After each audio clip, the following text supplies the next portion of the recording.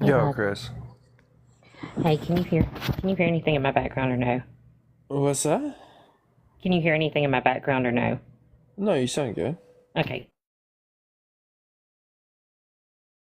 What's the day? I'm good. Oh, nothing. I'm in the communist part of the United States in California. So we don't tread out here normally. But I was feeling dumb. So whatever. How are you doing? I'm good. I'm heading to go camping here in a few hours, but I'm chilling until then. Yeah. I know Jester, you're a commie capitalist, right? It depends on which government I'm under. True that, man. Okay. And what are you on to? You lean toward capitalism, free market, right? Yeah, I think so. I Or think so. regulated market? Well, yeah, consent is hard because I'm like into consent. Like I don't know how much consent and regulation overlap. Okay. But these terms are yeah, somewhat limited. I really like Austrian economics and praxeology. Seems like I get Mm-hmm. a lot out of that. Okay. Like studying human action, the idea of this that you can study human action from like a moral standpoint, so that morality becomes objective. What do you Pretty think, Jester, about that? interesting. Yeah. Mm, objective as in like uh some type of true statement, or objective as like an adherence to law that will apply in every situation. Well, I guess both similar. Like, are both? I didn't have a problem with either of those. I don't think. I think both. The, Or the issue, can it be both? I mean, you can hold that stance, but in my opinion, I feel like it depends on the context of the situation. There might be extremes, right? Like slavery, or like, I don't know, like genocide or what have you. But like when it comes to like much grayer areas, that would really depending on the context of the situation. An example is like if you see two people fighting, you don't initially know who's in the right or wrong, right? So you can't necessarily make a judgment. And then one information, let's say that one person strike first, okay, whatever, but the other person kicked his dog, okay, then that person is more on the wrong. So like when it comes to gray areas, I would say it can't necessarily be applied in every situation, you know? What can't be applied? Oh, gray gray areas when it regards to morality. As in, like an objective standard of morality can't be applied in those gray areas. Is what you're saying. Yes. Yeah, pretty So, much. yeah, yeah. I don't necessarily disagree with this, but this to me sounds like an argument against something like an objective standard of morality that is regulated.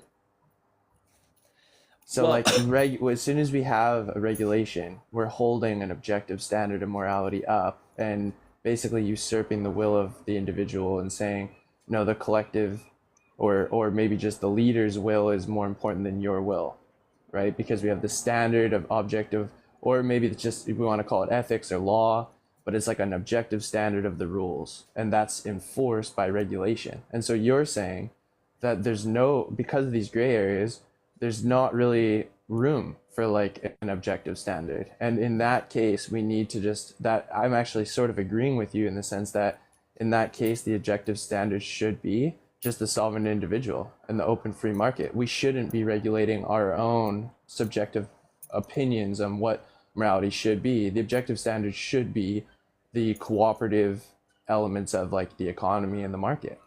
We should let these moral and ethical dilemmas play out in the market rather than regulating our own standard. okay. So sorry. No, don't be. You're good. I want to throw this out there too. One of the things that interests me about praxeology is it doesn't necessarily assert that humans are rational.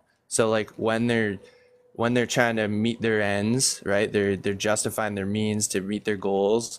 Well, they're not always doing this perfectly. Sometimes they fail, sometimes so we're not necessarily assuming that all people are rational or sorry, are rational under this view. And I think that this can show again sort of the like ethical standard that I'm talking about, because if we don't even assume that people are rational, then it doesn't really even at the end of the day matter kind of what their opinion is, you know? Like they're just acting. They're just because the contradiction I see with anyone that tries to prop up a moral standard that's merely human, like a human ethical standard, is that they're, like I said, usurping the individual's will. So they're just gonna, and they can't really ultimately do that. Acting man is always free to, right, act the way they see fit within the constraints. Like the regulations aren't efficient. They aren't really going to meet the ends meet the ends of the regulator. It's just another sort of rational ends and means human action. Regulation is just another sort of pitch in the market, I guess. It doesn't really make a difference to me what. So like the moral ethical standard for me again becomes this sovereign individual, because as soon as we're regulating our way out of, oh, my phone's gonna die here, guys. Sorry, you guys keep talking. I'm rambling a bit here. You guys interject.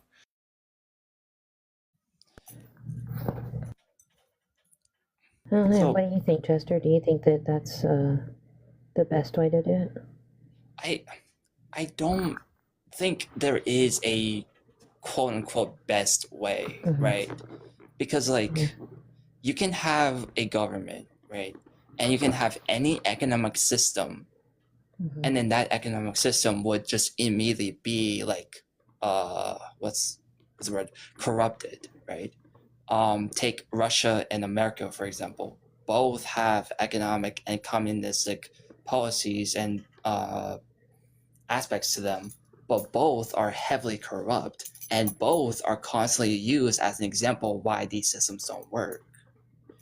So, the thing is, and forgive me, my knowledge on economics is very limited, but when I'm seeing that if we can't apply an objective standard on each country, and it's more so trying to figure out the problems within the country, then we have to apply what we understand and what would work for that said country. So, like with capitalism, you see like all these mega millionaires taking advantage of stuff, government constantly propping up capitalism.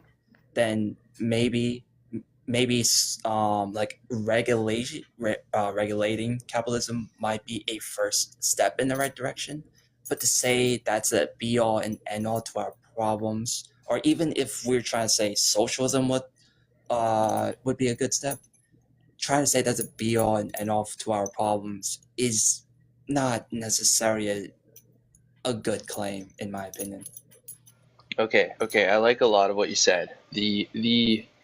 The standard of truth, right, for something like economics is going to be like, it's hard to compare it to the standard of truth with something like science, right? But at the same time, I think both of these methods are utilizing a similar standard of truth. I know that this is like a little controversial to say. I'm not saying economics is a science, but I'm saying we can choose between different models that are better or worse, right? And get us towards, well, at least actual valid claims, or like ratios that provide us with utility. So like when we measure anything in science, like let's say we just measure the length of something using the metric system or the imperial system, we recognize that these systems are both it's arbitrary to which one you choose because they're both equally as valid, right? But if I were to invent a new system of measurement where every day the length of the unit changed, like an inch changed every day, you had to look up the value of an inch because it was always changing, and it was relative to all the other inches that were being used somehow. And so it's this fluctuating unit. It would be very hard to measure the length of anything. And so, similar to economics, we can sort of apply these same principles, right? Like, there's more and less sound systems of money and banking. There are more and less sound systems of policy and trade, right? Corruption and unconsensual trade is less good than, mutual exchange, those kinds of things, those kinds of principles. So, similar to like when we're measuring the value of something in the market, these tools are going to apply practically in our psychology and in the market. So I'm not as concerned about being nitpicky about like which unit we use, right? Whether we use centimeters or inches, just to use a metaphor. I'm more concerned about whether the units are valid or not. And so that's where I apply things like praxeology. Because when I look at something like a communal standard, like Marxism, I feel like a lot of the arguments fall apart in their application, in their practical application. The slippery slopes, or like, they sound good, they have good intention, but then when you go to measure, to your point about like gray areas and objective standards, like when you go to measure the principle, it's undefined, or it's difficult to sort of wrap your head around. Where with praxeology, these principles feel very like accessible to me. Does that make sense? Well, you're kind of saying when you look into other economic theories, you're basically saying you don't see how they are being practiced practically within a given society. Yeah, especially when it comes to the standard of like rationality. Practically, it could be applied practically. Like you might have an Amazonian jungle tribe where they're surviving, and you could make the argument that their cultural conditioning is practical, even though from our standpoint it's not. Like living on the floor or hunting for your own food, all these things to us in Western civilization seem What is unpractical. practical logic? Right, practical, What is somewhat. practical? Well, practicality is somewhat subjective to the context. To Wild's point, for sure. But so but that's kind of my point about like leaving room for the individual to act accordingly to their own standards of right discomfort is crucial again to this model of society. When you ask the question, what's most practical?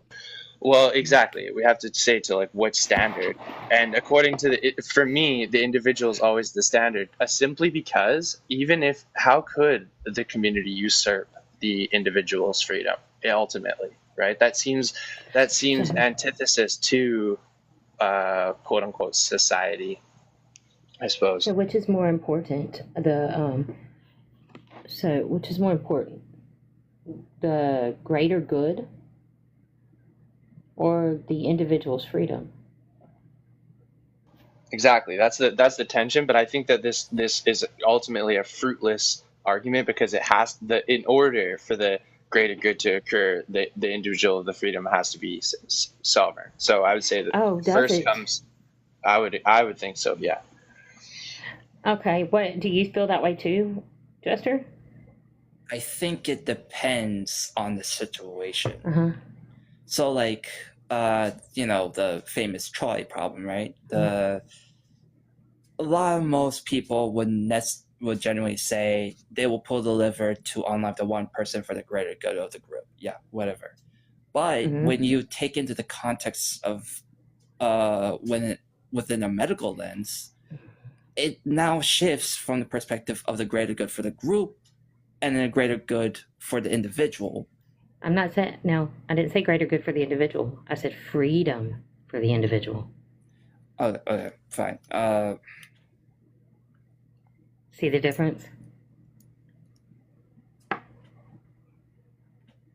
There's definitely the only issue I have is this ideal of the greater good for the community is always going to depend on the individual, right? We can't interpret if there's no lens through which we can look at this idea of the greater good other than through our subjective notion, and that's why the individual notion must be propped up, because there's no other lens through which to look at even the concept of the greater good, right? We all have our own subjective interpretation of that, and therefore it's a circular argument to try to interpret what that even means if you're not allowed to interpret it. How am I to interpret the greater good if I'm not allowed to use my own subjective notion on what that good is?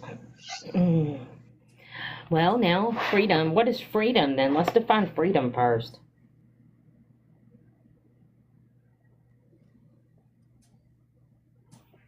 Freedom. Sorry, I walked away from my phone there. Well, according to praxeology, I guess the ability to act, freedom, like this search for creativity and productivity, right, would go, like I just read this on my channel today, like the search would go back, if we were to try to look back in throughout history to our ancestors, to a time before productivity, before creativity, we'd be linking back somewhere before reason, before rationality, before the ability to think.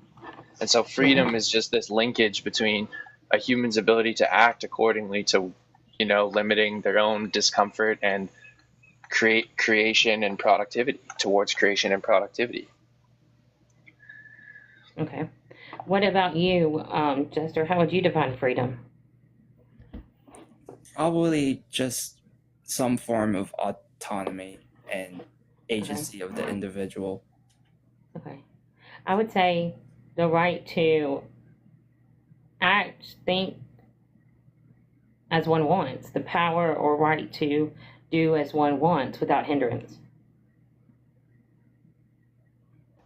Yeah, which I guess, again, the argument of praxeology is that is the truth, right? We can try to lie and say that isn't the case, that you aren't free to act, that we have rules and regulations stipulating how you should or shouldn't act. But the truth of it is, man is free to act. We are free to change our mind, and we are also free to simply alleviate suffering through just the mind. Materialism is not necessary for us to alleviate our suffering. Yes, free the mind, free the soul.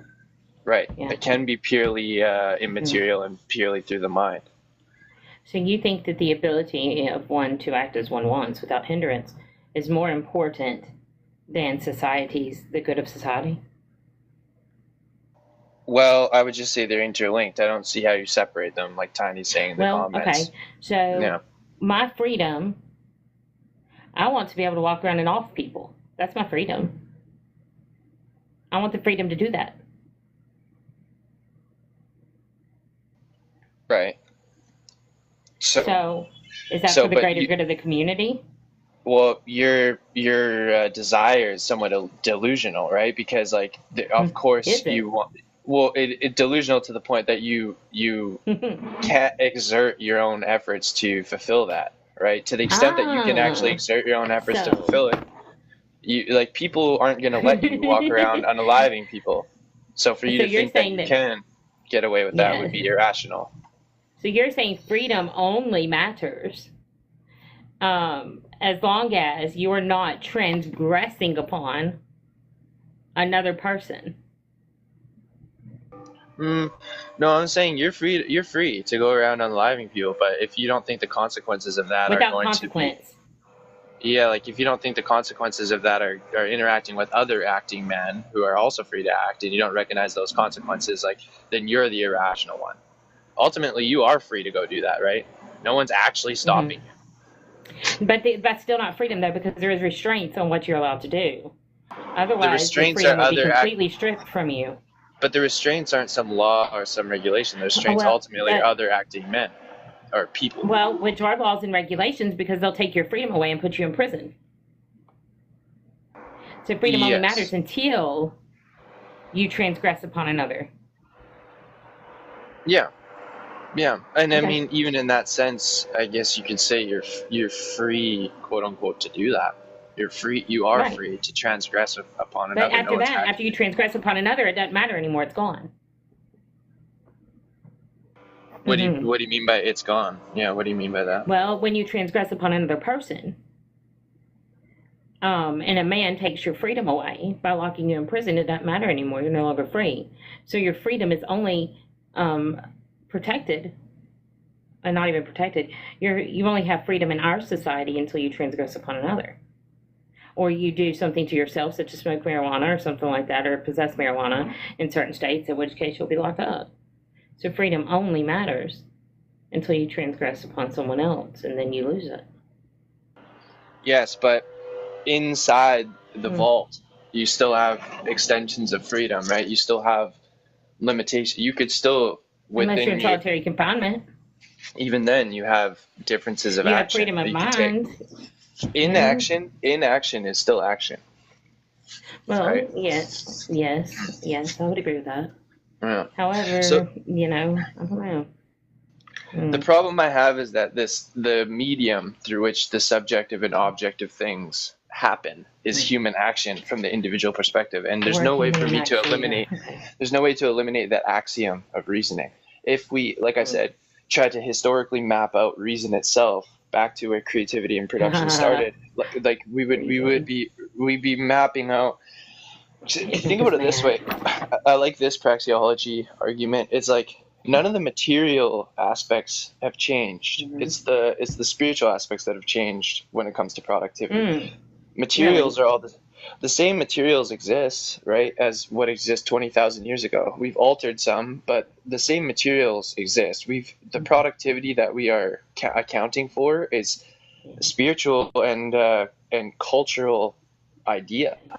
Right, it's not necessarily like a real tangible thing when we say productivity or creativity. Hey, Nillz, you troublemaker. Nillz, I've been arguing with determinists about astrology.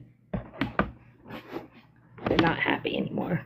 Nillz made me fight with determinists about astrology. So, reason, right? Logic and reason, huh? Okay. Yeah, I guess this goes hand in hand with determinism, because this would go against determinism. It would say that capitalism ethical, in your opinion? Like free market capitalism, yeah. Free market capitalism. I think it's the best model. I think so. I think so, yeah. So free market capitalism is moral. Why is it moral? Because it holds the sovereign individual as the axiom of things like distributed labor or cooperation. It incentivizes cooperation by, centering and sanctifying the individual sovereignty, sovereign individual and private property. I think private property and sovereign individual go hand in hand. I think we can. That's the other problem with things like Marxist ideology is this distributed property. The ability, no one owns anything, and so we can articulate different forms of property. I guess we could say rather than private property, there's personal property or something like that. But ultimately, I would say that again, going to this idea of sovereign individual, like your body is your original personal private property that no one can, right? For you can't. It can't be a transgressed on or stolen from or abused. It's your own personal identity and personal private property that you own, that you have full ownership of. So if we were to take away the concept of private property, then I don't see how bodily autonomy or any of those notions would be important. Okay. So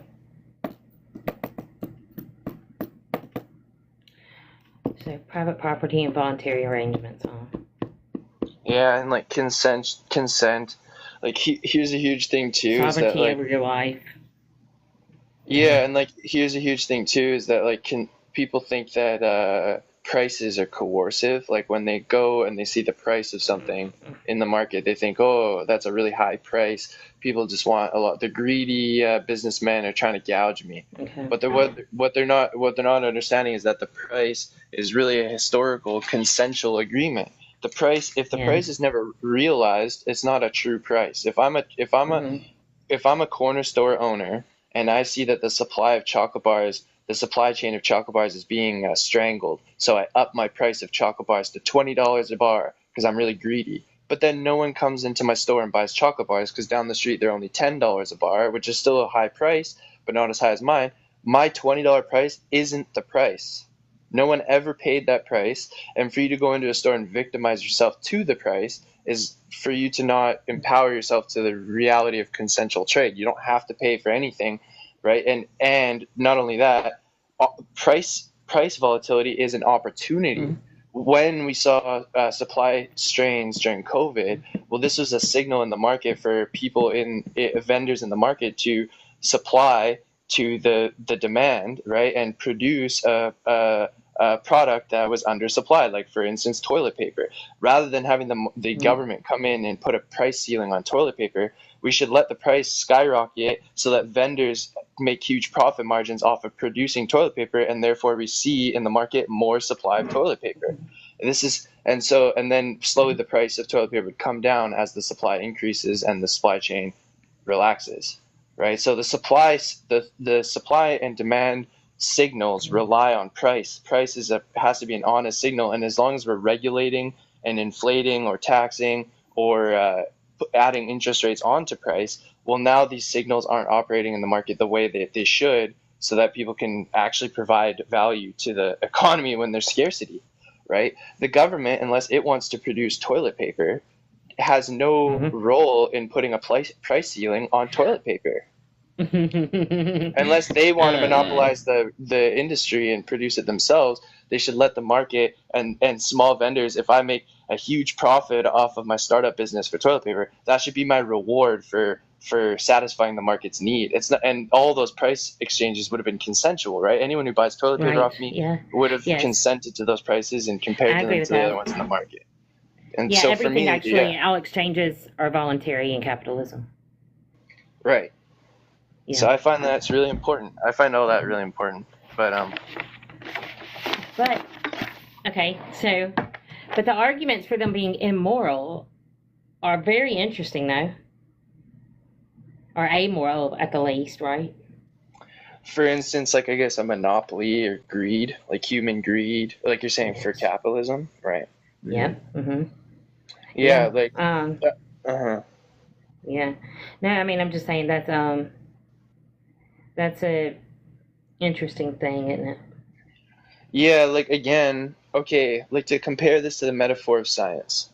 The interesting thing about science is that a person's greedy self-interest most of the time doesn't really matter for science, right? Because they can be greedy and self-interested, they can be cocky and I don't know, conceited, and as long as they're within their discipline, function right, applying themselves appropriately within their discipline, they'll be respected. It doesn't really matter if they're arrogant or right. Those things don't really matter. And in the same way, greed doesn't really matter in the economy.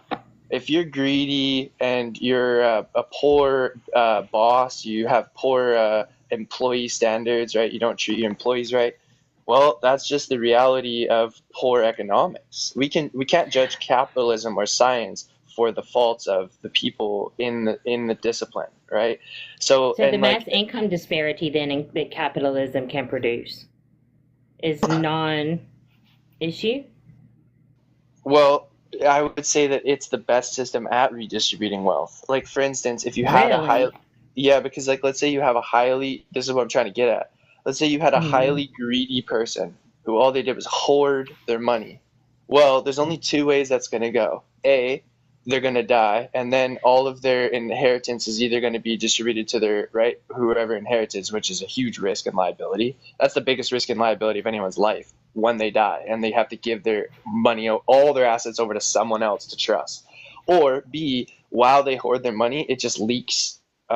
It leaks value because there's no actual safe storage house, whether you're sheltering from tax or inflation, for you to keep your funds. If you keep your money in a savings account, it's gonna not gain any interest and it's gonna leak value to inflation. If you put it into a business, well, you're gonna hold all the risks of standard business practices and a faulty business. If you put it into real estate, so there's no way to actually shelter your money from the risks of the market. And anyone who's truly wealthy understands that. So if they have all their assets in stocks and in investments, then I don't think that they're sheltering their money. I think they're contributing their liquidity, their assets and their money are actually part of the circulating funds of the market, and they're either growing businesses, growing real estate, or whatever their money's in is actually contributing. There is no way to really hoard their wealth. And so the greed is actually incentivized out of them.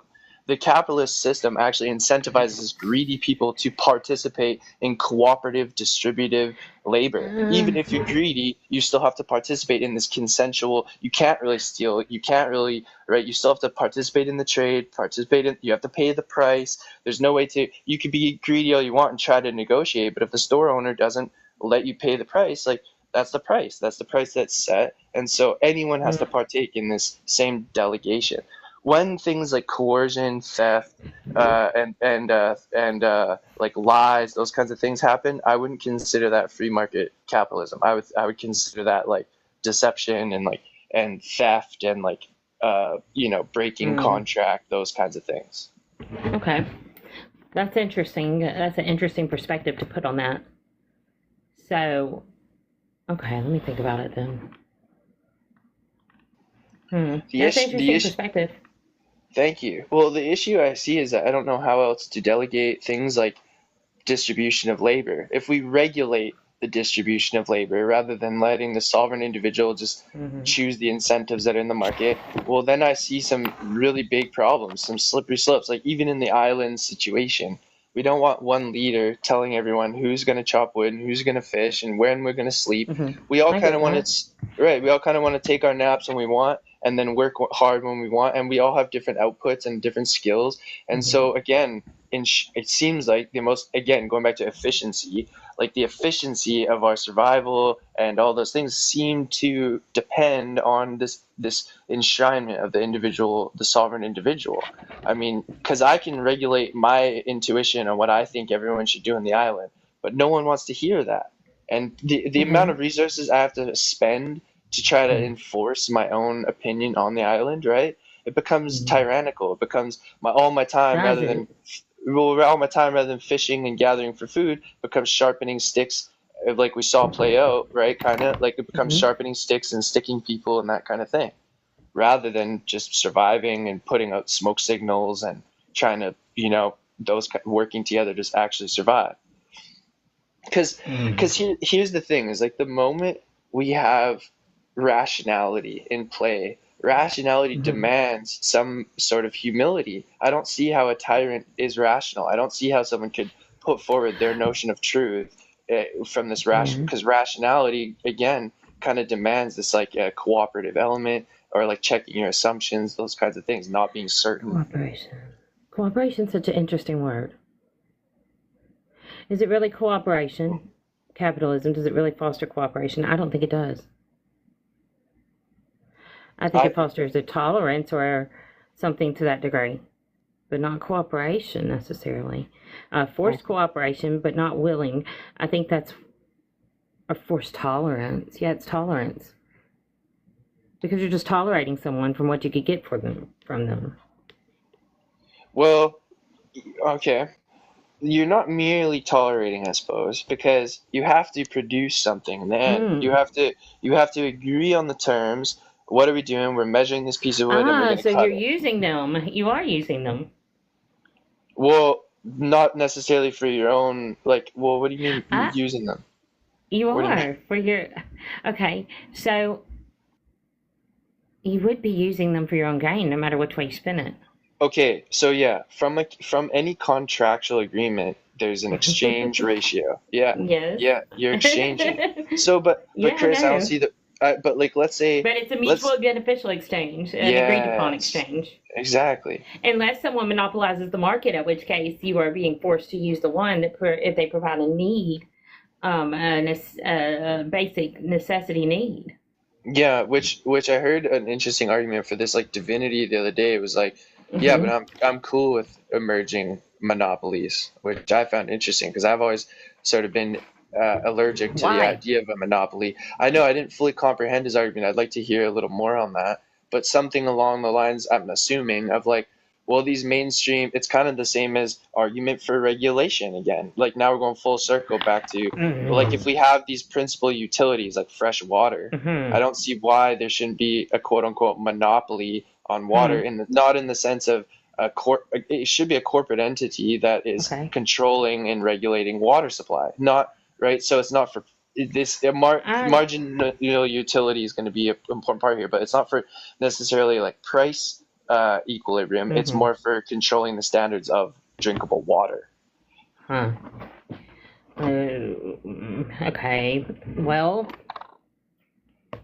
Huh. That would require. Let me think about that. Yeah, so now you're leading me to the edges of where I'm at too. But I think this is a clarifier. Yeah. I think this is clarifier. It's like, I think regulation under capitalism can be, especially free market capitalism, can be defendable as long as you're not actually regulating the market itself, like the dollar or the inflating the actual utility, like the unit of value, the dollar. So as long as you're not actually fucking with the market, you're just only strictly and specifically regulating like industry standards or product standards, those kinds of things, safety standards, environmental protections, yes. But as soon as you're going into quantitative easing, interest rates, manipulating banking supply, those kinds of things, now you're not. Yeah, now you're taking away. Nothing to do with the finances. No product financials or financial standards, but strictly regulation over environmental protections and protections of bodily harm in life. Yes, yeah, and all those standards would be competing in the market the same way. But they would also, like, let's say we have a policy. Well, I have to put it forward to Congress and get it voted on. That's still a democratic and sort of semi-capitalistic approach, but what about right? social programs?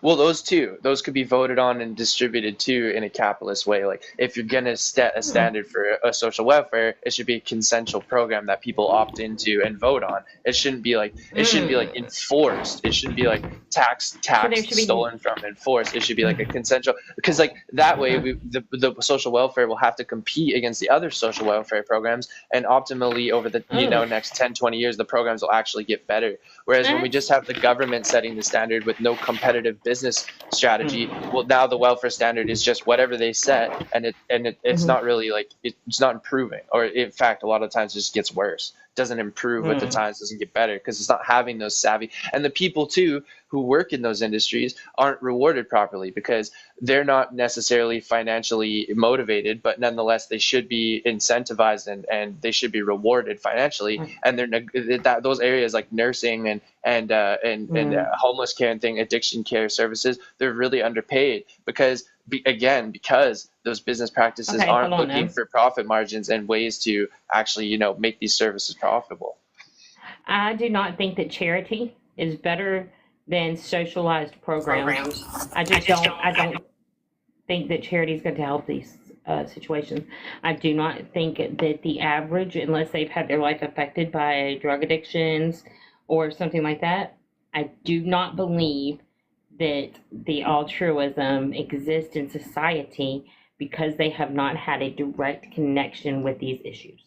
Yeah, and I do somewhat agree with you. That's where I do get interested, though, in like the flourishing of incentives and like products and programs. Like perhaps there actually could, and maybe this is idealistic, but I think there could be a program where like you actually make money for investing in homeless people, right? It's your greed can be actually leveraged against you to invest and help homeless people if the business system is set up properly. Right? Like there could be there could be systems where you investing in this program actually both helps the community that needs the help and gives back to you. So right? there are programs that are called like microloan programs. Those exist already. True. That's, I guess, one example of that. Yeah, that could be that. The only problem with like, I guess, loans and right, there could be an issue with like predatory interest rates and things like that. But like the microloan programs you're talking about, or like angel investor, small business startups, those kinds of things. Yeah, those are, I would say, good progressive policies, man, that lead towards what I'm talking about. Totally.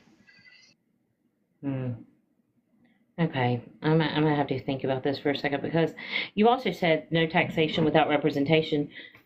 Where are they taxed without representation now? You mean like I don't know what you mean by representation.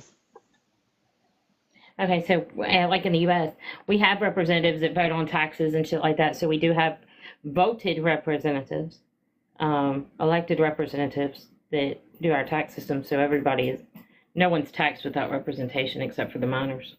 Okay, yeah. So as far as that, I would just say like the our banking systems are gonna have to compete with the other taxation policy. Like, so when you say, okay, this gets a little complicated, but like I would just say that like regulating taxation is always going to be part of the model, but then we should have a competing market of models that we can opt into or opt out of.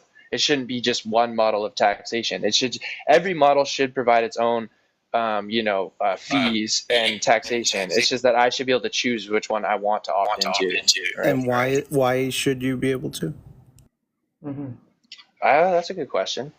I guess whether or not I should be able to isn't the point. It's more about that's the reality, is that there are these other competing policies that are a reality, and I can opt into them.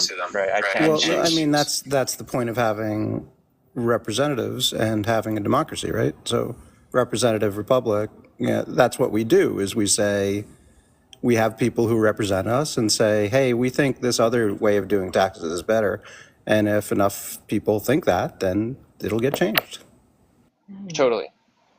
Okay. The only issue with the overarching like federal policy that like is the issue, I suppose, is like, I guess decentralizing this a bit seems like, again, going back to the efficiency, maybe part of our problem is that this overarching federalized it has too much gridlock. There's too much red tape to make changes, and sometimes maybe smaller. Actually, there's so the federal is to essentially you have federal stuff so that you protect against democracy, right? And then you have the state stuff to try to be efficient, right?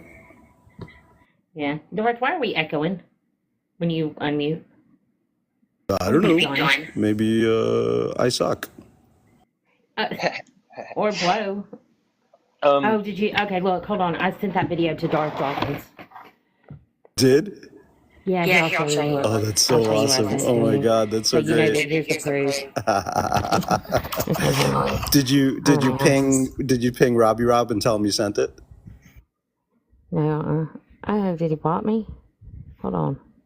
No, okay, here, look. Blocks you, sends it, then blocks you. That'd be hilarious. No, he didn't. He didn't block me yet. Hold on. Okay, look here.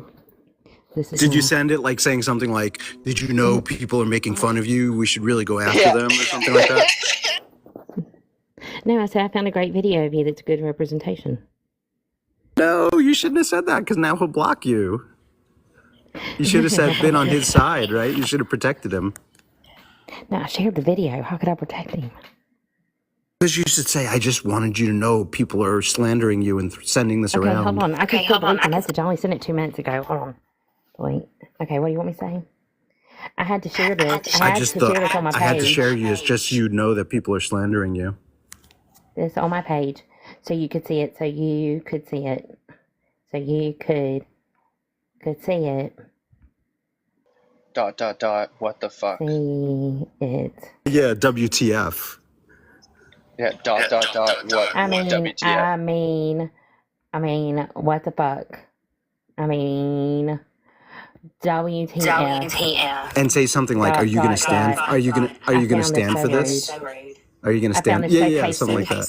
Yeah. Found this so tasteless and rude. That's so good. And rude. If you need any help, let me know. I'm here. I'm on your side. I'm here for you. On your side. I'm on your side. No, don't say I'm on your side. Just say I'm here. I'm here for you. I can't believe the childishness. I'm here for you. I'm here to help defend you. Let me know what I can do to help defend you. Yeah, let me know what I can do to help. I know you. Because then, if you become like his right hand man, then we're really. I swear to God, he's gonna mod me, and I'm gonna have the enemy closer. Yeah. You know what I mean? I can't. The childishness is off the scales. You should try to convince him to do a respawn diss track. You should be like, yo, we should respawn. We should make a response. Let me know if you need anything. I know you've been dealing with a lot of hate lately. If you need anything, I've been watching their childish antics in your life. Like if he came back with a response song, I'd give him the W straight up. That's all he needs to do. If he came back, There's made fun no of way himself, he'll do that. He's so not capable of that. of course, of course.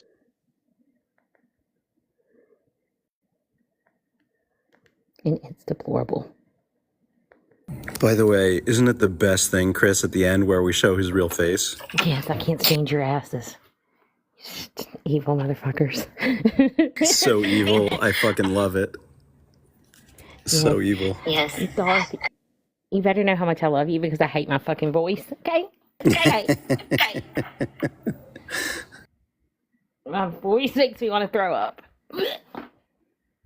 Ugh. He's kind of ruined Dawkins for me. I'm not gonna lie. Like I feel like he is like there's the weird Darth Vader and then the face of Dawkins. I'm like this. I've just associated that with him now. Oh no, stop it. Okay, so this is my question about the capitalistic ideals that you have laid forth. Who's going to fund our military? What about the roads and infrastructure? I'll wait. Yeah, like yeah, I'm assuming that similar to kind of what Darth was saying. I would love to talk about more about like what the difference between a democracy and a republic is, but I think we're touching maybe on a bit of that. It's like the communal decisions that need to be made are going to be made one way or another. Whether you do them tyrannically through a leader's dictatorship, or we do it in a decentralized fashion to the needs of each individual community, it's going to be modeled differently.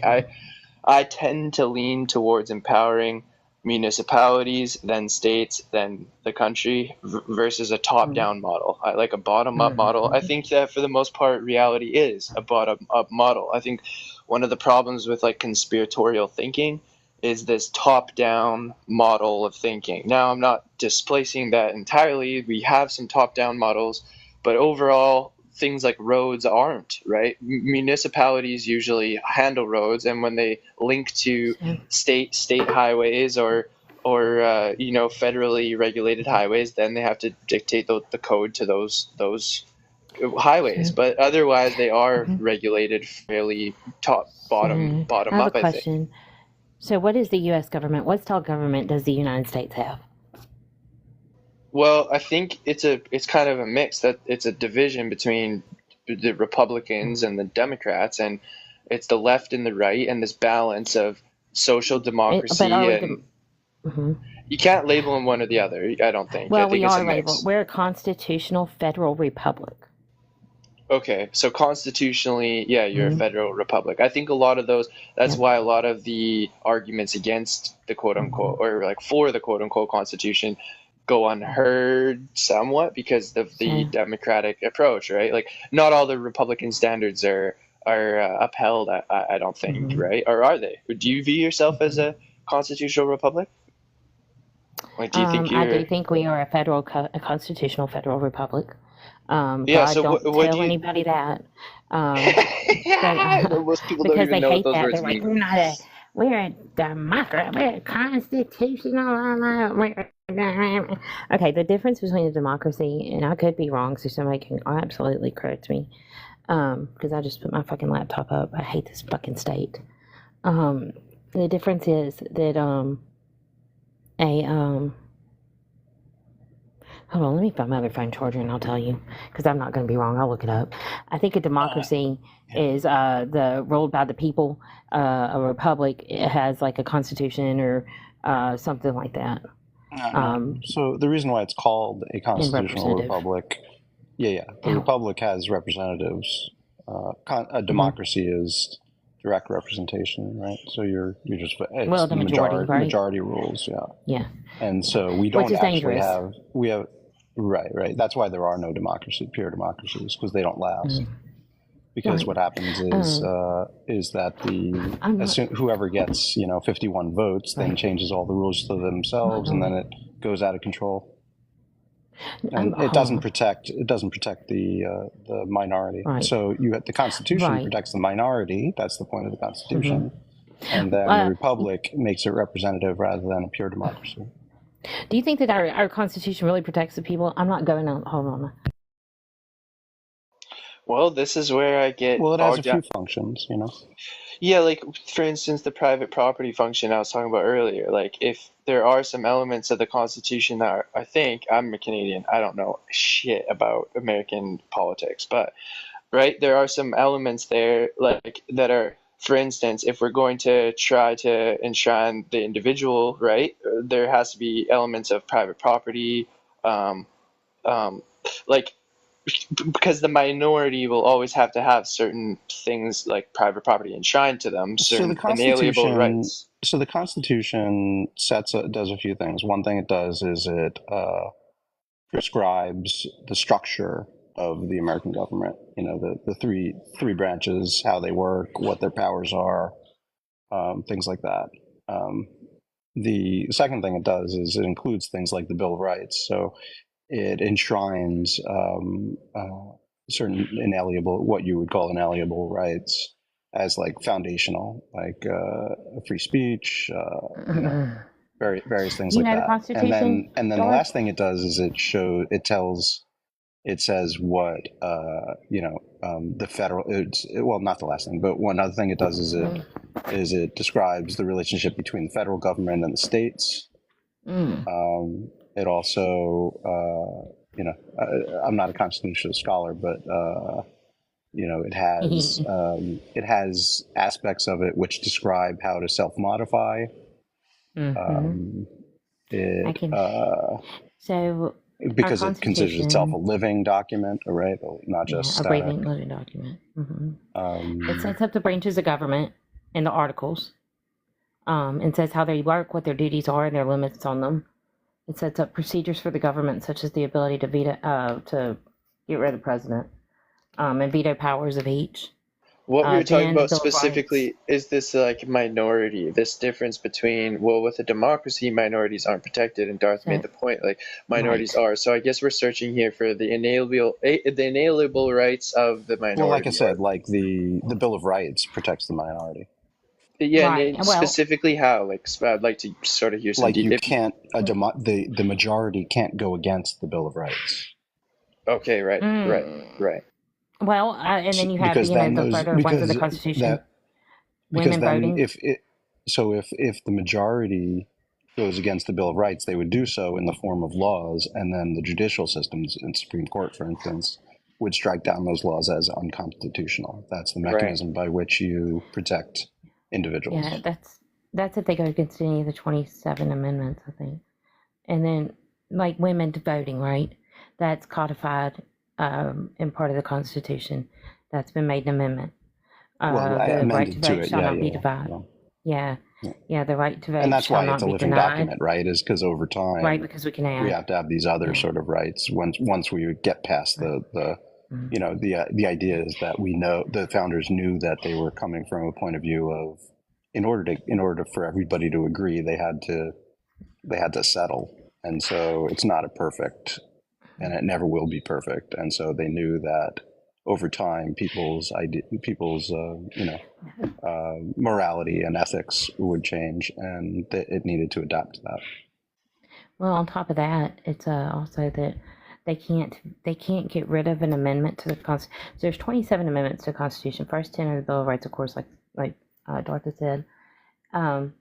There's technically there's two that cancel each other out: prohibition and the repeal thereof. But they cannot get rid of an amendment without Congress and the states agreeing to this. So that's something that's added extra protection. Both the states as individuals and Congress as the federal have to agree to this, I think. What? Oh my God. Bart, fuck you and I hate this. I hate Los Angeles. Go to hell, Bart. Out my cramping Kris. What's cramping me is Los Angeles, California is on my fucking nerves. There's something California on your nerves. Hold on a second. That's them's fighting words. What's going on? Yeah, well, the Gangs of Los Angeles 2024. What is that? I don't know about Nothing. Yeah, work is fun. Gangs of Los Angeles? Is that a thing? I don't understand. It's a thing. I can't talk about it very much though. But let's just say I hate Is this. gang violence going up or something? Yes. Yes. Yes. Oh, I didn't know, I didn't know Yes. that. Yes. Like how much? God. You make it sound like it's a critical issue. You have no idea. I mean, is it any Um, worse than it was with like the whatchamacallits and the Crips? I mean, that was pretty severe back in the day. yeah, it's pretty fucked up here now. It's it's fun. It's interesting. You should look into it. The gang violence increase, specifically in Los Angeles. Hey Bart, did you see the world premiere? I assume that Robbie sent you the world premiere. I haven't seen the video yet. I listened to the song a couple nights ago when you were playing it, but I haven't seen the video. Oh, you got to see the video. It's so good. Did you say you posted it on your site, Kris, on your page or whatever? I did. I posted it on my page, Yeah. and I sent it to Darth for them. I think They I think can't. it's the only thing I posted on mine. Oh, sick. I'll check it out. Or So I not sent it post. to What are Dolphins. the different functions you have? I usually never post I don't anything. know. But it's like you can repost. I reposted Yeah. it, whatever that means. Oh, yeah. Oh shit.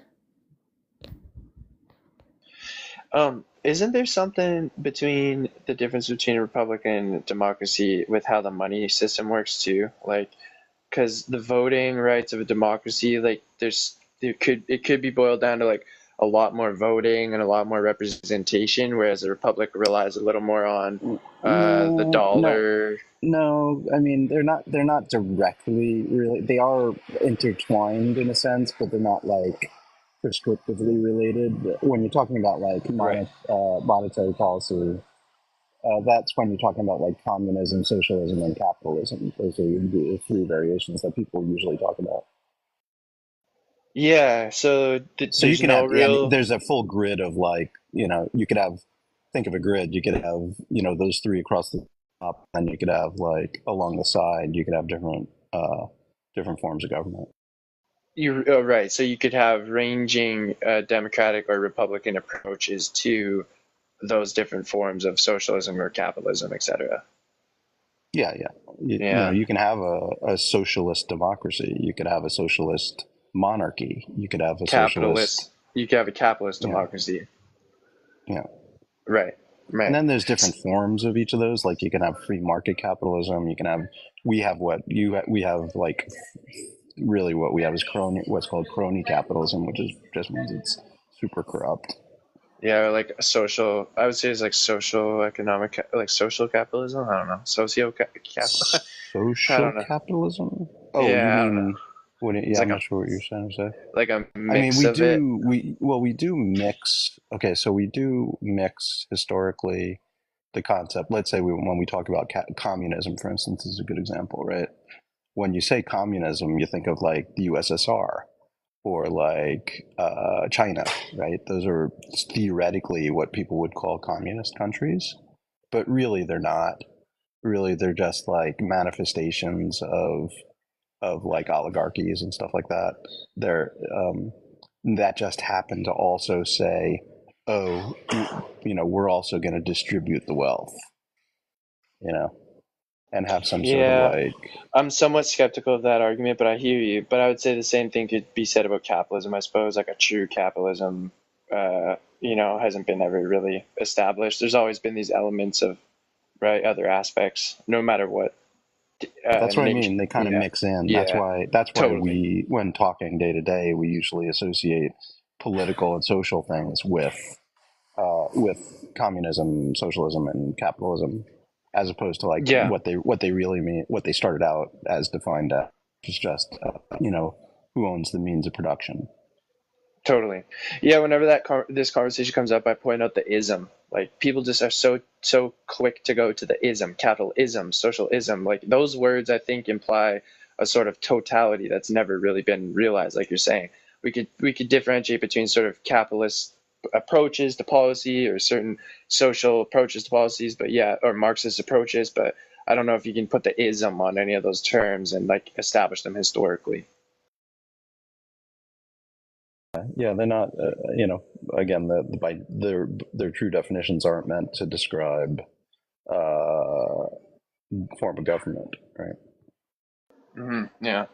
I do like the idea of going back to the sort of monetary policy, the idea of like the dollar representing my vote more than my vote. At least I feel that in Canada. Like my vote, I don't feel like means really anything, right? But my dollar means a lot. If I work for my dollar and I spend my money how I want, everything I purchase, every item is in a way a vote. I'm supporting the businesses and the products that I want to support, right? And it's really empowering to see my dollar as it functions as a quote unquote vote in our democratic system or Yeah, the economy.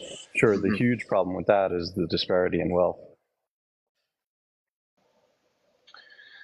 Yeah, like you're saying as a voting system, but I guess I run into the disparity of representation more, like even proportional representation or some other aspect of voting seems less accountable than wealth distribution. Like my representation, although it's mere and humble, seems more represented on the economic front than it does on the democratic front. Perhaps that's my I think the bias, important though. word I think the important word you used was proportional, right? So proportional means what effect does each individual have, right? Do they have a proportional? What's it proportional to? Do you have an equal? Exactly. If you spend $1, do you have an equal vote as someone who spends $1 billion? I mean, this is where it gets interesting to me. Obviously, the amount of dollars I have less votes, but $1 theoretically is worth the same as their dollar, or I guess that would be the argument. But It's like, the problem they have is, more. They have more, obviously. they have more votes, right? So, and that's why a representative democracy is better, right? Because you're theoretically, it's independent. Like everyone has the same amount of say. I'm writing a song about being stabbed by gangsters in Los Angeles right now. But is that like a true story? Oh my god. No comment. Kris just mutes. So logic, I think it's a psychological illusion, right? That you have control when you spend money because, like for instance, if I was selling you the item, and you were an infinitesimal amount of my sales, I wouldn't give a shit about whether or not you spent that money. Yeah, no, there's definitely aspects of inequality here that I'm definitely sympathetic to. The only issue I have is that like if we were voting on, I assume, for instance, my day-to-day consumption isn't something I need representational voting for. Although perhaps something like regulating my drinking water or something does need Or regulating, representation. like, how do we, like, for instance, vegans,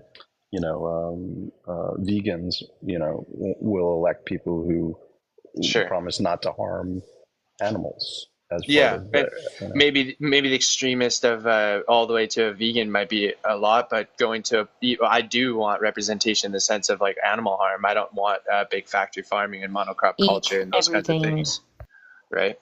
But I know that we wouldn't want to be. I wouldn't want to vote on whether or not I want Coke or Diet Pepsi or a pizza tonight or sushi, right? Like those. So there's this trade-off between what I'm voting. Like a vote sounds something like I'm going to decide. We're voting on like a policy, an overarching policy that's going to regulate the market. Versus when I'm spending $1, it's more about my individual preference or like my own utility, my own standards of what I want to do.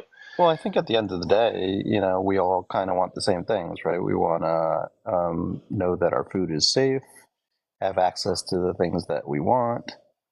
Yes, but this illusion of power, this illusion of like that my dollar has no power. It's like, well, in the voting world, my vote really, like whether or not the policy gets enforced or what the policy even ends up like actualizing as, that's gonna like I would say that's more illusory than me going and actually satisfying my thirst. I disagree because yours is like the voting is a direct line, right? It's not a stand-in. It's not correlated. It's causal. whereas you spending $1 or not is just correlated. I'm missing that. I feel like the other one's more causal. Like I'm thirsty. I go buy whatever assortment of beverage I want. I can basically get anything I want, and then I satisfy my thirst. Yeah, Whereas but the that's other one's so so you have multiple, esoteric. right? But you have like multiple priorities that you're balancing, right? Like how Oh, much do you sure, like sure, it versus sure. how The important is it for you to do it? So not only that, but like in deciding, there is no way for you to communicate to the the manufacturer of that item. You're not changing their behavior. You're not one of their customers. And as well, long as they have enough if you customers think, to be profitable, it has no effect on them. yeah, and in the same way, like the majority, well, I guess not in the sense of the Constitution, like you're pointing out in representing the minority, but in most cases, the majority of like wins a debate on policy, like how a new bill Exactly. is. And it's like directly, right? You are electing someone to represent you to The match profit your margins, the profit, the okay, to match your ethical framework. You're directly electing someone to match and to vote for your ethics. And so in that sense, it's a yes, totally causal, direct function. It's not yes, this sort of amorphous like thing. Now I can understand the illusion of like, it's not even an illusion. It is true what you're saying, but it's not a big effect. But it is something that you have a more direct day-to-day ability to affect, as opposed to like just every once in a while elect someone. yeah. So I really dig this conversation, man. So I hear what you're Wait, saying as hold on. well. I just have to say, Okay, hey, go ahead, Violet, go are ahead. you saying that you're amorphous? Are you amorphous, Violet? um, yeah, like it's really important what you're saying in the sense that a vote is more direct because when I choose someone to represent me, I can actually look at their policies and their ethical standards and I can make a choice, not just like choosing between the items I'm going to consume immediately, which basically have no impression upon Pepsi. If I don't like the taste of Pepsi, they could really care less, like you're saying. Whereas my vote actually is directly going towards like an ethical, practical standard of policy that I, apparently support.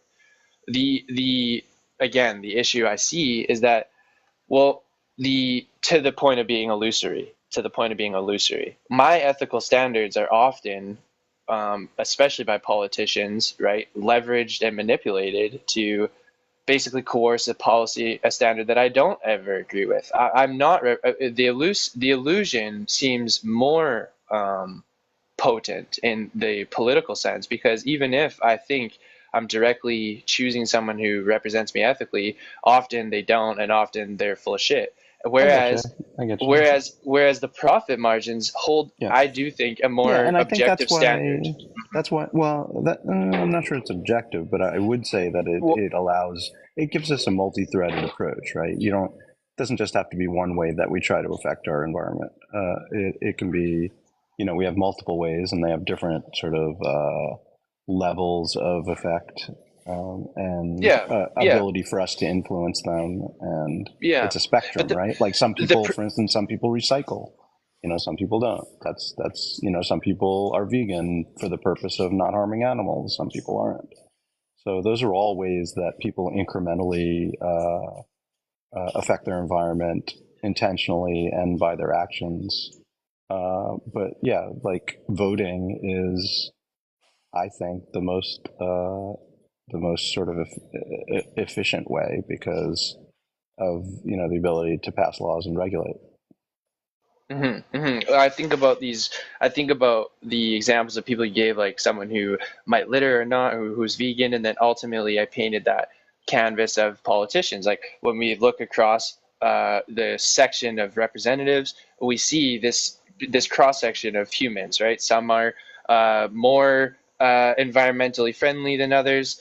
Some have different standards, right? So we can, in the same way, we have this like distribution of people we're kind of voting for to represent us, what we think is sort of the best. And ultimately, again, the financial incentives seem to be the ones that actually rock the boat objectively. Like the financial standards I view as the actual, or the profit margins, those kinds of things, as the actual waves rocking the boat. If someone, goes to the bow, a politician goes to the bow on a nice sunny day and alerts us to an oncoming storm, well, I don't need to trust them necessarily. I might actually be skeptical of them. But the moment the boat actually starts to rock, no one can question it. And that's where I say the objective standard, like we could all vote for a policy that in the end doesn't work out. And what's going to tell us that it didn't work out would be the economic policies, the fact of whether it's a sustainable policy, enforceable, whether there's some sort of profit margin or how we're going to fund it, those kinds of standards. So ultimately the money does dictate, right, even our like ethical standards. Otherwise, we don't have a way to compare our relative values. Like someone who note that right. It only does because we have a capitalist system. I would like when you and by capitalist system, what do you mean by that? Well, if we were, if we were a socialist, if we had more socialist, the more socialist stuff we have, the less money matters in terms of decision making. But we already agreed that like in our day to day, in our decision making day to day as an individual, we don't want to bring the democratic process into that, right? Or did we not agree on that? We do bring it. That's what representation is. It is the democratic process. But like so for everything you'd want the democratic process ideally, like you'd want to vote on like I'm confused.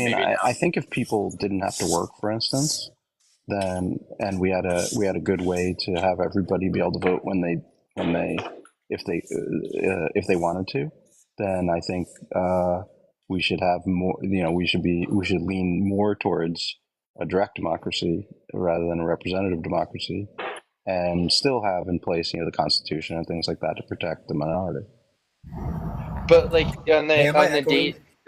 I don't think so, Gorilla. I think you're good. Welcome, by the way. I haven't seen you in a while, G. Good to see you, bro. I'm gonna say this quick, and then you go ahead, Gorilla. Like you obviously realize that, or like you acknowledge that in the day-to-day choices, you wouldn't want me voting on like what drink you are or what meal you're gonna have tonight, right, Darth? Or are you open to that? I'm voting on what all you fucks eat.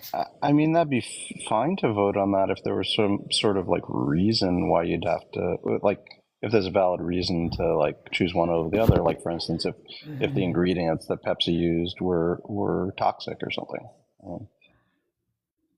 Okay. I think but if they aren't.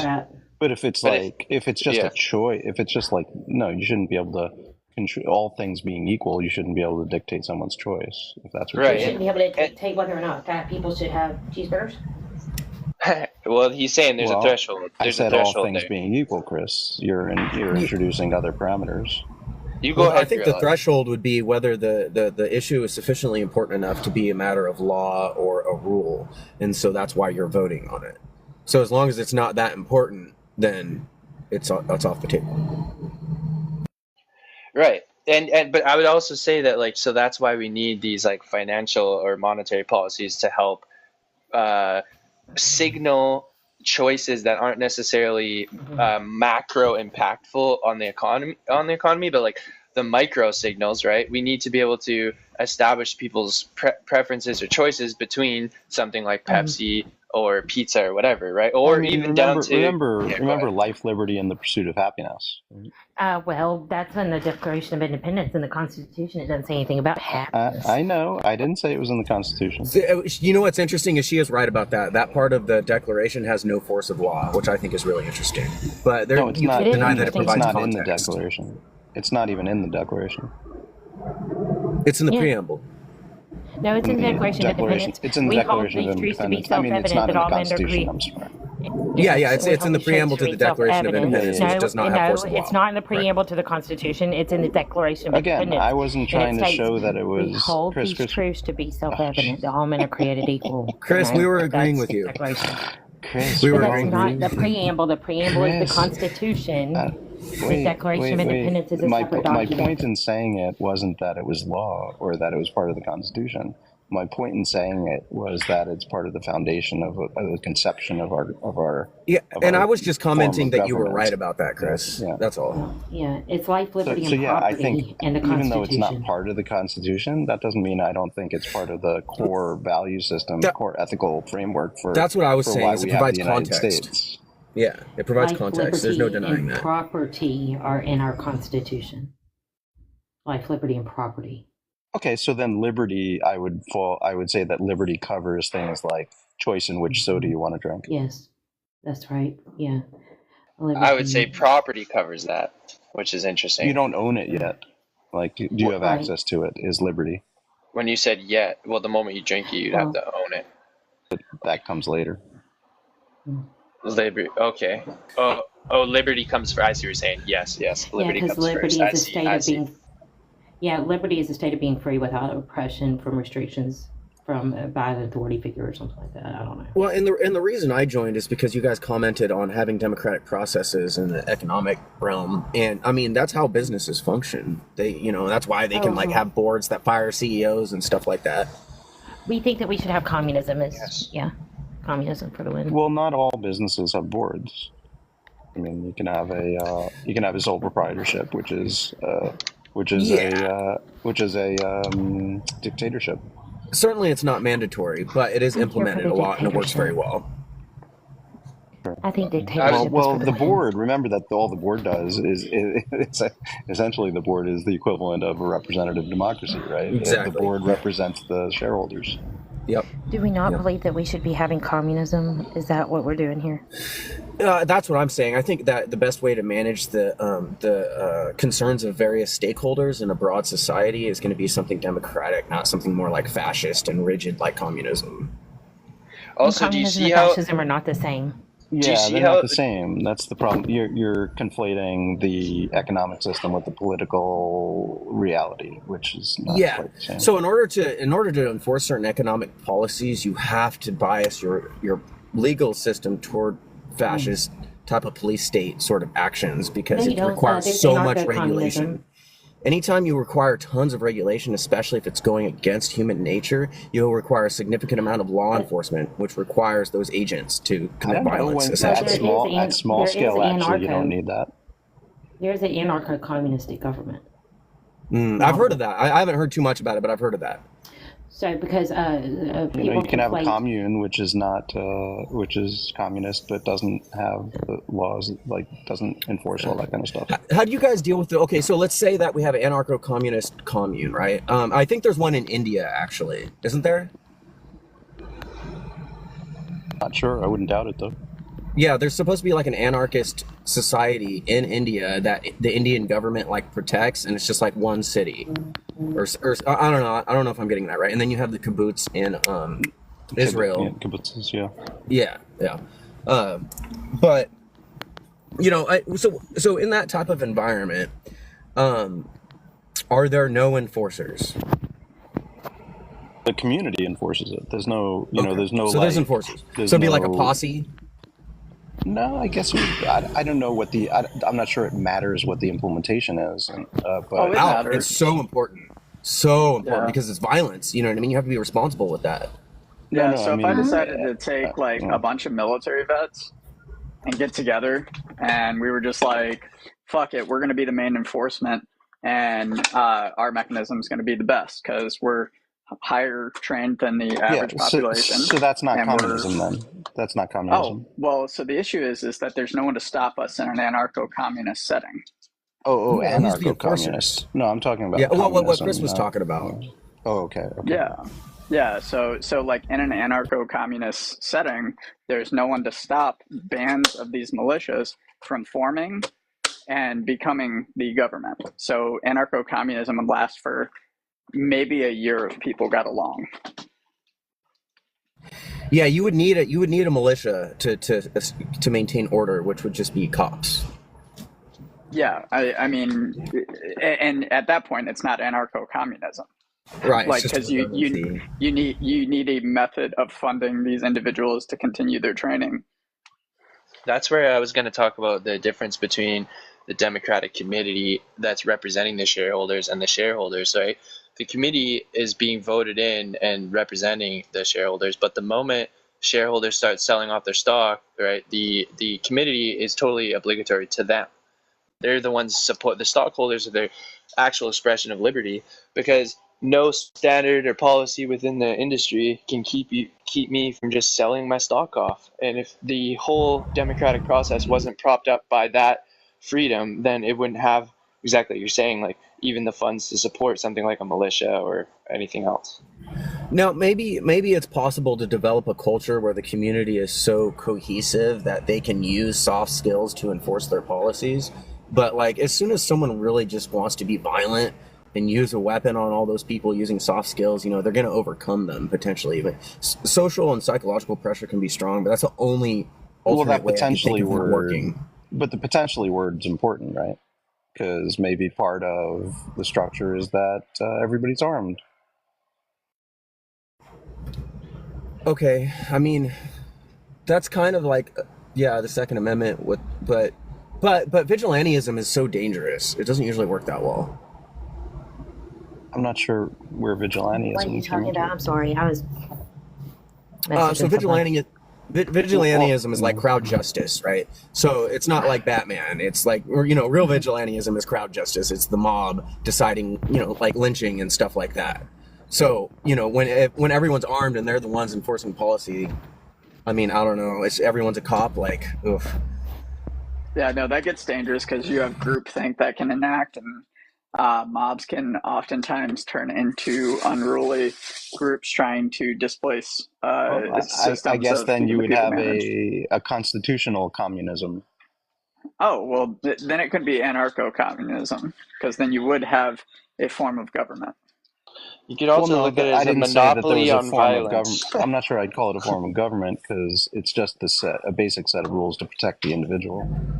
Yes, that's what government is. It's a governing document or body. Yeah, it's an agent. Well, the government is an agency that enforces the documents. Yeah, that's why I'm saying I view it as a monopoly on violence. It's ultimately monopolizing the paperwork is less important. That's exactly what it is. Yes, so it's monopolizing. That's why I was saying I wouldn't really think of it as a government, because if it was all the people who have a social contract, I don't think the contract therefore is a government. Like, the United States of America is the best government on the face of this earth. The fuck out of here, John. John, why are you in here? John, quit. You work for the fucking government. You have to say that shit. Why are you in here? First of all, I don't know who the fuck John is, but I'm just a potato. Suck my fucking D. You don't have one. I bet you anything I have 54 I cut off of men. That seems like a little bit of, like, serial unaliver behavior. Dang, we just took a super intellectual turn. Anyway, John, I blame the spuds. Yeah, me too. John's crazy. The U.S. government's not the best government in existence. Nor is it the best government that's ever existed. Unfortunately, this is a delusion that people tell themselves. What's your favorite, It's a really Kris? weird one. Favorite government that's ever existed? No. I don't have one, but I know it's not this one because I don't really believe in any of them that have. I don't think any of them are grounded Okay, so right. then which one ever, I guess, then? I don't think any of them are grounded right. So no government, so you don't like any government that's ever existed? I don't think you're any an of them are completely anarcho-capitalist. right. Yeah. But I think we should have stayed under the crown. There must be a best that You're has a ever royalist? existed, right? Wait, Kris, there must be a best that has ever existed. There has to be. God, I hate talking about this shit. I can defend the monarchy. Monarchy's not a horrible way to go. I do. Those are the happiest populations. Like Sweden doesn't have it too terrible. Neither does Norway. I think those are supposedly two of the quote-unquote happiest countries in the world, right? Yeah, I'm not sure, but I know that their governments aren't terrible. I don't know, seems kind of racist. Suck my fucking dick. Oh wait, the opening ceremony's happening now? Crap, I'll go in and watch that. For the Olympics. Yes, it yeah. would be logical. All right. Um, Well, ladies and gentlemen, I have to bow out. I just wanted to come in and trash on communism for a bit because it's a terrible system. That's all. Hell yeah. I love Y'all have a communism. You good have one. to say that because you get your paycheck from the government. Bye. Remember, Yeah, USA, it gets paid by the- USA, Yeah, he red does, tail literally. hawk screech, red He tail literally hawk gets paid by the screech. government, y'all. Please don't believe him. I am They propaganda. literally cut his fucking check. I am propaganda. It's literally my job just to come up here and tell you that the USA is the best. It's not hard. I 'cause know, it's the truth. dude. I also work for think the that, deep state. somebody kick him. How do I get Get on that job? nerves. I That sounds can't. like a good job. He works for the National Guard as a full-time recruiter. Don't let him fool you. What are you Bye, talking deep about? state. Chris, why are you lying on these people? I Why are get you paid making for not things doing up? much. Bye, John. John, I'm sending you a bimbo, by the way. Oh, a Venmo? Yeah, she's cute. She's just stupid. A bimbo. I thought you said a Venmo. I was like, how much? No, I'm not sending you money. I'm not paying for your hookers. Bye. I don't have hookers. Oh my God, Hookers yeah, have you know me. exactly what I'm talking about. I'm not paying for your dates with these nasty women that you pick. They are not nasty. They are Oh, ladies yeah, they are. of. Stop. They are I've heard ladies of stories, the John. night. Stop. You can't lie to me. Bye. Goodbye. Y'all have a great one. You too. Bye. Ugh. Hello. Some of you Yeah, men need to Kris, learn how to pick women better. I'm gonna drop for now too. Logic, thanks everybody. Okay. Thanks. You too, Logic. Darth. Peace, bro. That's a good question. Who is your favorite government in history? Pierre Trudeau. The Austrian economy, man. Austrian economics. Austrian. Euro. Yeah. Okay. At least their school of thought, maybe the Chicago school of thought too, closely related. I like U.S. I'm not sure. But I'm yeah, not the sure who Austrians. Pick, to be honest. Oh shit! Hold on. There's a Austrian school of economics in the States too. I think it's in like Missouri or something. Yeah, Ron Paul was all about that. The Mises Institute. Yeah, there you go. Yeah. So, hey, so you're an anarchist? Well, I don't know. I don't think are Austrian economists anarchists. I don't think so. But I guess No, they believe in economic regulation. Yeah, they're not anarchist. No, yeah. I was talking to Kris about this earlier. Like the distinction is that I support some regulation in the market, just not. Hold on, I'm sorry. I really don't know that much about it, so don't take my word for any of it. Yeah, I'm not. No, sure. no. I think you're right, dude. I think you're right. No Mises, no Austrian would call themselves an anarcho-capitalist at heart. But the thing is I don't like any regulation on the market. Like if it's financial manipulation, like quantitative easing, those kinds of things, interest rates, adding supply through inflation, I'm not down for any of those kinds of regulatory policies. If it's for industry standards or like safety standards, or perhaps social welfare policies, then I'm open to those kinds of regulations.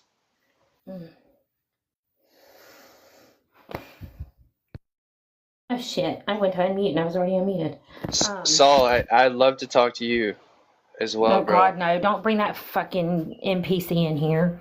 I want to talk to Saul. Who's your least favorite economic system for government, or just government period? Who's your least favorite? Well, oh my God. I get, like, I've been to Vietnam and I've seen a communist establishment, but I love Vietnam, honestly. So when I was there, at least, I don't know if I'd love being a citizen, but I would have to pick somewhere like North Korea or somewhere. Yeah. Okay, North Korea, some type of authoritarian dictatorship type of government. Yeah, it's hard to talk on somewhere I've never been. I'd never been there, so I can't. And that's why I went to Vietnam. We don't hear very much from people for North Korea. I do have. Well, anyway, I won't go into how I know this individual for reasons, but I have talked to someone from North Korea before. There you go. And did they have anything good to say about it? Did you know that they are taught as children at school to turn their parents in for talking against the government? So it sounds right. pretty nice. Yeah. Yeah. It's They have some very odd things. It's definitely a system that is laced with trauma and stuff. The only train from North Korea goes to China.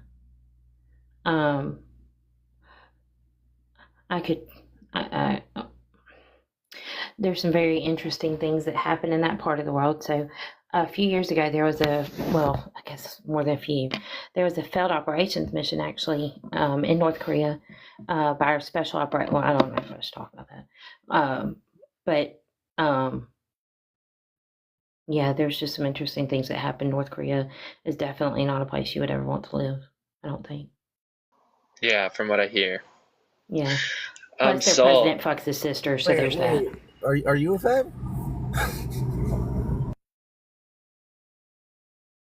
You know about all these details and stuff. yeah, Kris has a history. Oh, okay. That's cool. Do you do journalism? Maybe some form of something. I do something for work. I work.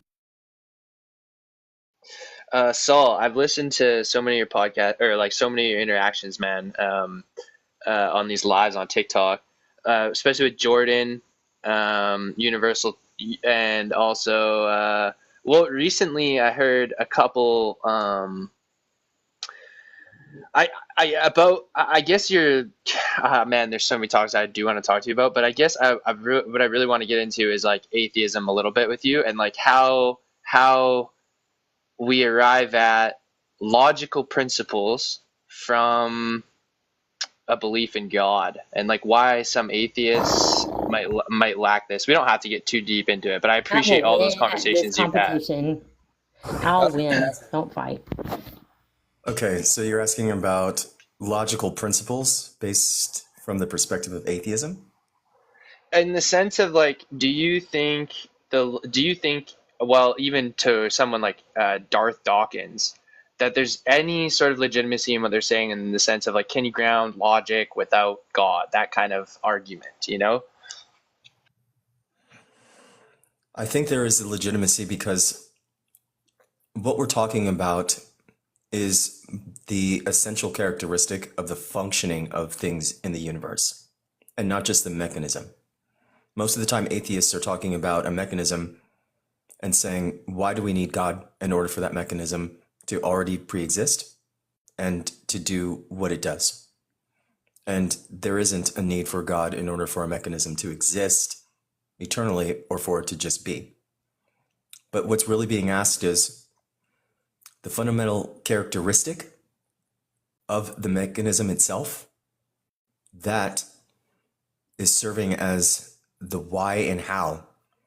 And as a why and how that is eternal, that is the premise of all the things that do exist. That is the reason for all of the power. We're now talking about God, like system. This nature is another word for this fundamental characteristic for how the mechanism does what it does without explanation and without any grounding. Yes. Yeah. There's relevance to that. So what I hear there is something like this sentence. Like, I want to hear how you feel about this sentence. The laws of logic don't need to exist for them to be true. The laws of logic don't need to exist. That's not what I got out of what he said. That's not quite what I got. Well, no, he's not saying that. I'm saying I'm wondering how he feels about that statement. Like, because you're making a point about like this system of existence, right? And fundamentally, you're linking it to God. But even if we just leave it at the laws of logic, because what an atheist will say basically is, the laws of logic don't need to exist for them to be true. That doesn't make sense. Right. Because you're going to establish that truth relies on some sort of existence. But have you ever heard someone say that before? No. I got that from Amdir and J Mike. I've heard versions of that, but I think the last person that was saying that to you may have misunderstood the actual argument. Yeah, if the argument is one true, the question becomes what is the context for true? True as an awareness? true as in something substantiated by something else? Or like, what is the context of truth? That would be the question. But if we're talking about if the idea is the laws of logic don't need to exist for them to be true, then that's a contradiction. How could something be true that does not exist? Right. Well, it's a statement about truth values themselves. It's a statement. It's like fictionalism. It's a statement about how we assign truth values to something like a bivalent equation in math just gets assigned a truth value. There's no actual truth. Math doesn't need to exist for us to assign a truth value to it. Okay, well, the context of truth then has been identified, and I would agree with that. So you could say the concept that we're talking about is then something that exists. And so if we can conceive of it in order to even have any type of reference to it, then it does exist. And then if it exists and we're talking about it in its, then the nature of its existence is its truth. If we're saying that there is an upside down that goes, there is something that's upside down and also right side up. Okay, and what way are you using the term truth? Like, can you define truth in the way that you're using it, please? I just don't get it. Truth as in something that is recognized to be actual, that is actualized. So I mean, in my opinion, truth is just information that comports with reality, and there's two types: subjective and objective. I don't agree with any type of objective truth. I believe if it's an objective truth, that's a fact. Great. It changes to fact. Well, Kris, you would agree with what 5GW just said. Then it would comport with the subjective truth. The subjective truth is that, there is in fact... There is no truth. You just said that you would agree with the subjectivity and truth. I do agree with subjective truth. I think all truth is subjective because it includes beliefs. Great. So then there would be a subjective truth to the fact, to something that would be illogical. Sure. Which is Saul. Saul's... that's objective. It's just a fact that Saul's illogical. That's an objective fact. And, I would love to ask you a question. Are you saying that in all instances, when someone makes a claim about objective reality, that it must be false since there is no truth about objective reality? No, there are facts. There are facts. Now, hold on. There's a difference to me between truth and fact. Objective truth. Yeah, but then it's called a fact. Yes. Falsify. See, the term He's pointing truth, out the definition of truth, a truth can include your belief. So there's subjective and a fact objective is based off of empirical data. There's subjective and objective truth. Objective Well, you truth can think is that, but then it accurate changes to a statements about fact. Facts about the world, and then subjective is like true things about. I understand the difference in meaning, but the definition of truth is that it can include a belief. So when you throw objective behind it, you're assuming that everyone holds the same beliefs, and then there'd be an objective truth, because literally the definition of truth includes the term belief. No. I'm saying that there's things that's a matter of fact, regardless of what people think about it. And that's a fact, not a truth. So because the truth can include belief, but it can also include a fact. How can something be factual without also being true? Because the truth can include someone's belief. Only if it's subjective. Right, but the definition of truth, the definition, and every definition you will find of it, includes the term belief. Okay, but I think I have a problem with the definition of fact you have, because fact, I would just say, is a true proposition, and like how we're valuing truth, it's going to be contextual to the proposition. We can argue this all day long, but I'm not changing my stance on the definition of the word truth. Okay, so it says that which is true in accordance with fact or reality. Okay, so what definition is that? That was true or truth? Truth. So what definition did you get that from? And what number, what place? Because as truth, it says Dr.Truth just pops up. Oxford. Okay, and Oxford, go ahead. What else? Go one down from that, I'm sure. I think it's one down from that. Fact or belief. Right? Yep, that's one of the definitions. Okay, yep. Are you saying that because that definition is in there excludes the hold on. So therefore, yes, kind of. Because a belief is not a fact, is it? What is a belief? A belief is a subjective acceptance of something.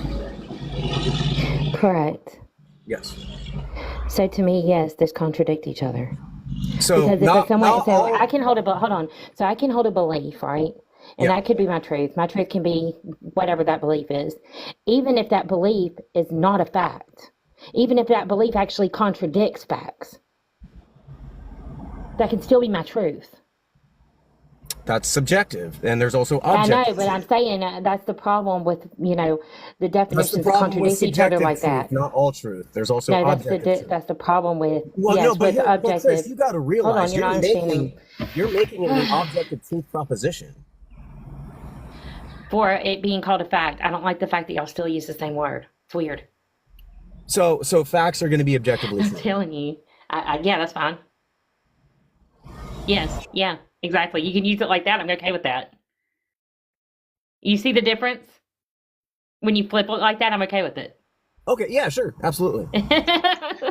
No, I that's just fine. I just feel like we have a I'm standard very for nitpicky bitch, so there's that. the problem I have with the truth and belief thing, Chris, is that we have a standard for belief. We can call someone's belief irrational. Oh boy. Like they can, yeah, you don't like this. I just think that like if your truth, right, we can check the validity of someone's belief and see that it's irrational.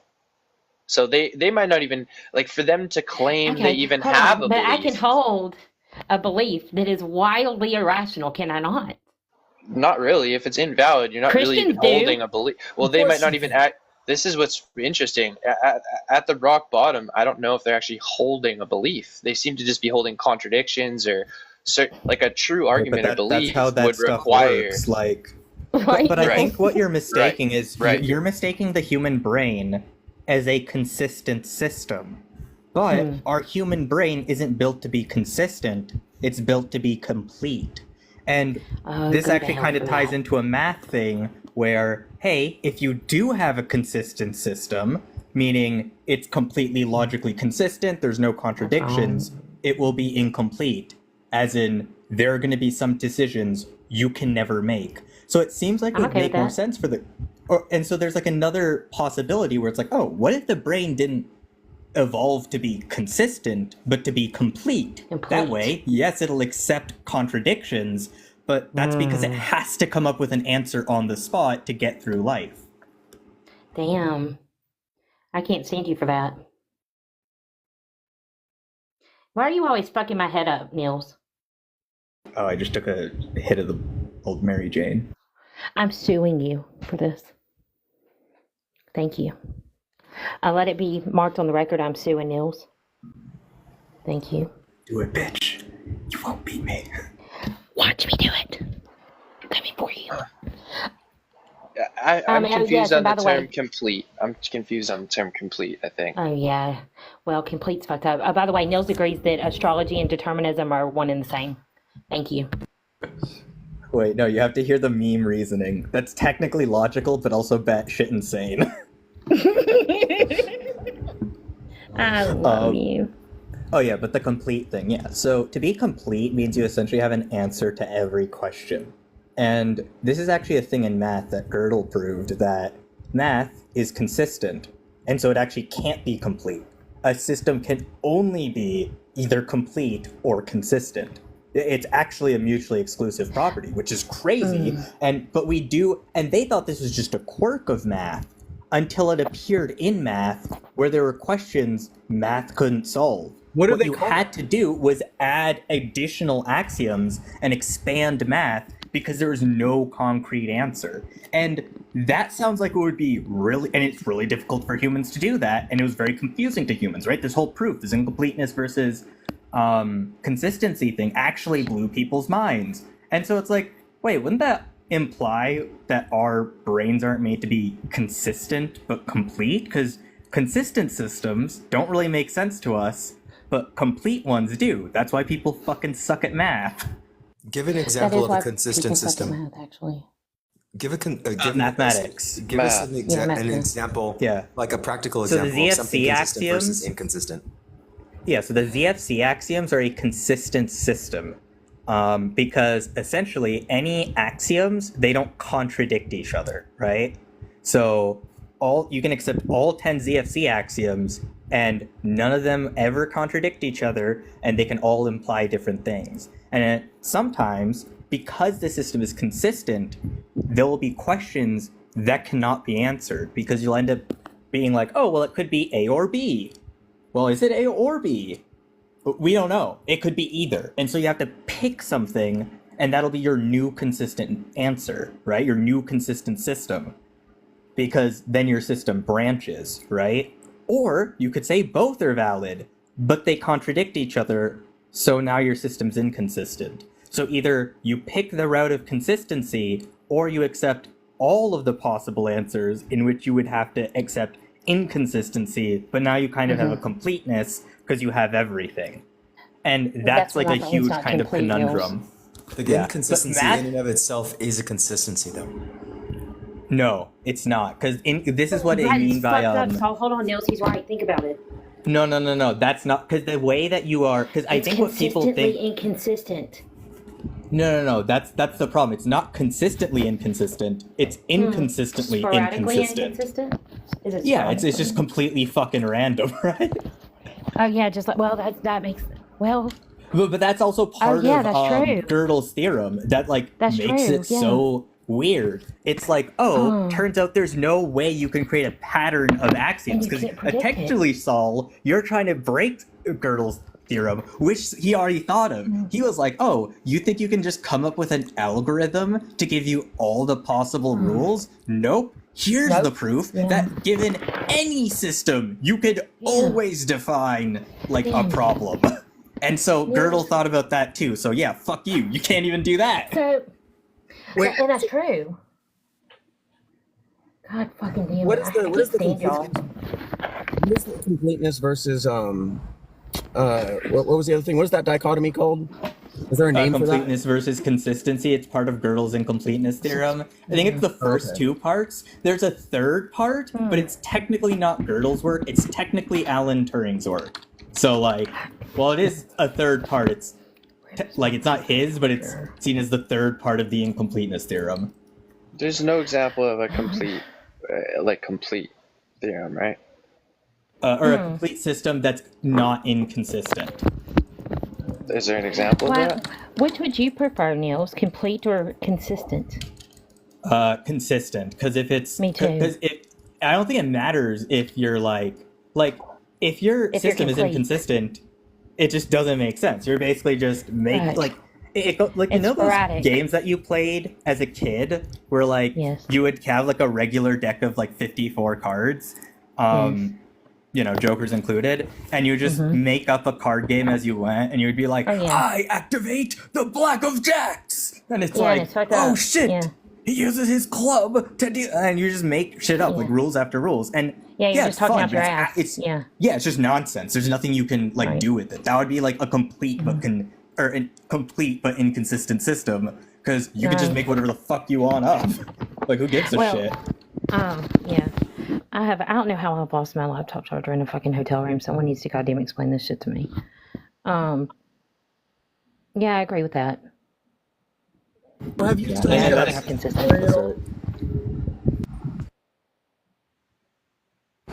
Have you studied systems theory at all? Maybe. I'm very bad with terminology. Is that... Fuck, I did control systems, if that's a part of it. No, and I did other courses. It came out in the early 1900s, and they mainly use it in social sciences, but it's what it sounds like. It's about the nature of systems and their structure, and how you can apply that to any system and analyze it. It's pretty interesting. It's kind of teleological, but it has some of those... It sounds like math. Yeah, it has some of the same... Well, it's kind of non-numerical. It's weird. But anyways, I just started... Wait, this unironically just sounds like data science. Sounds maybe like I've done this, but not... Maybe I might have done this indirectly, because I've just covered enough math that this also covers. Because it sounds like what this is it's a subsection of math that's useful in these types of systems, right? And it's hey, when you're doing systems analysis, these things appear like crazy in the universe, so it's super useful. I assume it's like that. So it's just a crash course on all the most useful math, maybe? Or maybe I'm wrong on that. Guy Ludwig something came up with it in the early 1900s, and it got pretty popular. It's actually used in most fields, but it's had the most impact in the social sciences. Oh, okay, maybe let me Google it. Maybe I know nothing about it. This might be the first time I'm hearing about it. Which would be weird. So, It really sounds like Gödel's theorem would be applicable. The example you gave of like the kid choosing cards out of the deck of cards is an example of a complete system that's inconsistent. Yeah. Because you're just literally making shit up. The reason it's complete system though is because there's only 52 cards in the deck, and that No, it's complete because you can make up fucking anything you can answer, because you can just make shit up. Even if it contradicts previous shit, who gives a fuck? It's inconsistent. But so you can answer anything. What's the recognizable system? When you say it's a complete system, where's the system? Well, yeah, the system as in... Essentially, it's a system as in you can, like, come up, or it can, like, give you answers if you, like... But the whole idea is you can, like, because laws can contradict, you can have two laws that contradict that just, like, give you crazy shit. Or in that example of the other math stuff, it's like, oh, well, there's two cases, A or B. If we want to be consistent, because these are mutually exclusive cases, we have to pick one. And so that removes the completeness, because technically all the possible cases aren't answered by one system. The system branches into multiple different maths that have different, like, later implications. I'm able to wrap my head around the incompleteness more than I am the completeness for some reason. Yeah. Well, completeness literally just means, like, you can answer anything. And so that's why I brought up that, like, bullshit game, because it's like, if you have an inconsistent system, who cares what it says? It can contradict itself, right? Like, you're essentially, it's just an absurd system. Except, So with completeness, how do you delineate the boundaries? Like, how am I looking at this thing holistically and being like, this is the perimeter, this thing is complete? Essentially, all of your operators keep you within the same set. So an example of this is, let's take just the natural numbers and addition and subtraction. That's actually not complete. Natural numbers with subtraction is not complete because they're essentially questions that cannot be answered. Like, what's 1 minus 3? Well, we know it's -2, but -2 isn't part of the natural numbers. We have to extend the natural numbers into the integers to create those answers. And you have to keep making these extensions. But notice, these extensions are kind of like axioms that we're locking ourselves into. It's just like the previous A versus B case. We had to pick something to lock us in, right? And once we're locked in, we now have more completeness. But there's always a way to further break the system such that you come up with a question like, in this case, we went to integers and we have negatives. Oh, well, we have multiplication. Well, why can't we have division? Okay, well, 4 divided by 2 is 2. That's nice. And 4 divided by 3 is... oh fuck, we broke the integers. Now we need rational numbers. So we have to define a new thing, create a new set of rules that define and add new structure, kind of like an axiom, and then we have to use that to be like, okay, now we have those numbers. Okay, well now it's complete under multiplication, division, addition, and subtraction. Is the definition. So say it again. The only thing that's being broken is the definition. So if I define a set as blue, and I say, in this set, we're just talking about, let's say, a set of colors. All colors are blue. I only recognize blue. And then we come along and there's red. I say, now I've just broken the system because the recognition of the boundary of the system is blue. And now we have something outside that. So now I need a new system of red. And if I did that for all of the colors, we have trillions of systems. Wait. Notice. It's not out of the bounds of the system because it's not necessarily out of the bounds of the system. It's more like, there isn't an answer there because you need to extend your set. This is actually completely fine because the system is just... It's the boundary of the definition in the system. So if the definition is axiom... Oh yeah, the definition of the set. But the whole thing is that system includes negative numbers. So technically, that is like a system that... that is the system, right? Like the whole definitions and stuff. It's just the sets you use are not part of the necessarily like part of the system in a sense, right? It depends on how actually it really depends on how granular you want to get, because this is the whole thing with math. Any addition of structure is now a new math in a sense. Right. So The definition, because with math, we're defining a very specific. We're defining very specific parameters in order to identify very specific things. Whatever those things are, there are many things. But if we're talking about a holistic system, let's say the system of recognition of quantities and relation, and we say, okay, the recognition of any quantity or lack thereof, and in relation to each other, then we're talking about math. And then if I say elephant, now we've broken the system. We're no longer talking about actually we're still talking about math. There's category theory. Category theory? Enlighten me. That actually goes before set theory, and in fact even before formal logic. I've talked about this before. I think that in a sense, all that math does is apply the law of identity, right? The equal sign. No, I'm gonna In a sense. In a sense, because actually what we're kind of like, the whole idea of math is we create a structure, and all we define are it's kind of like we make a game, right? Like the game, like Snakes and Ladders, right? Literally, we just make a.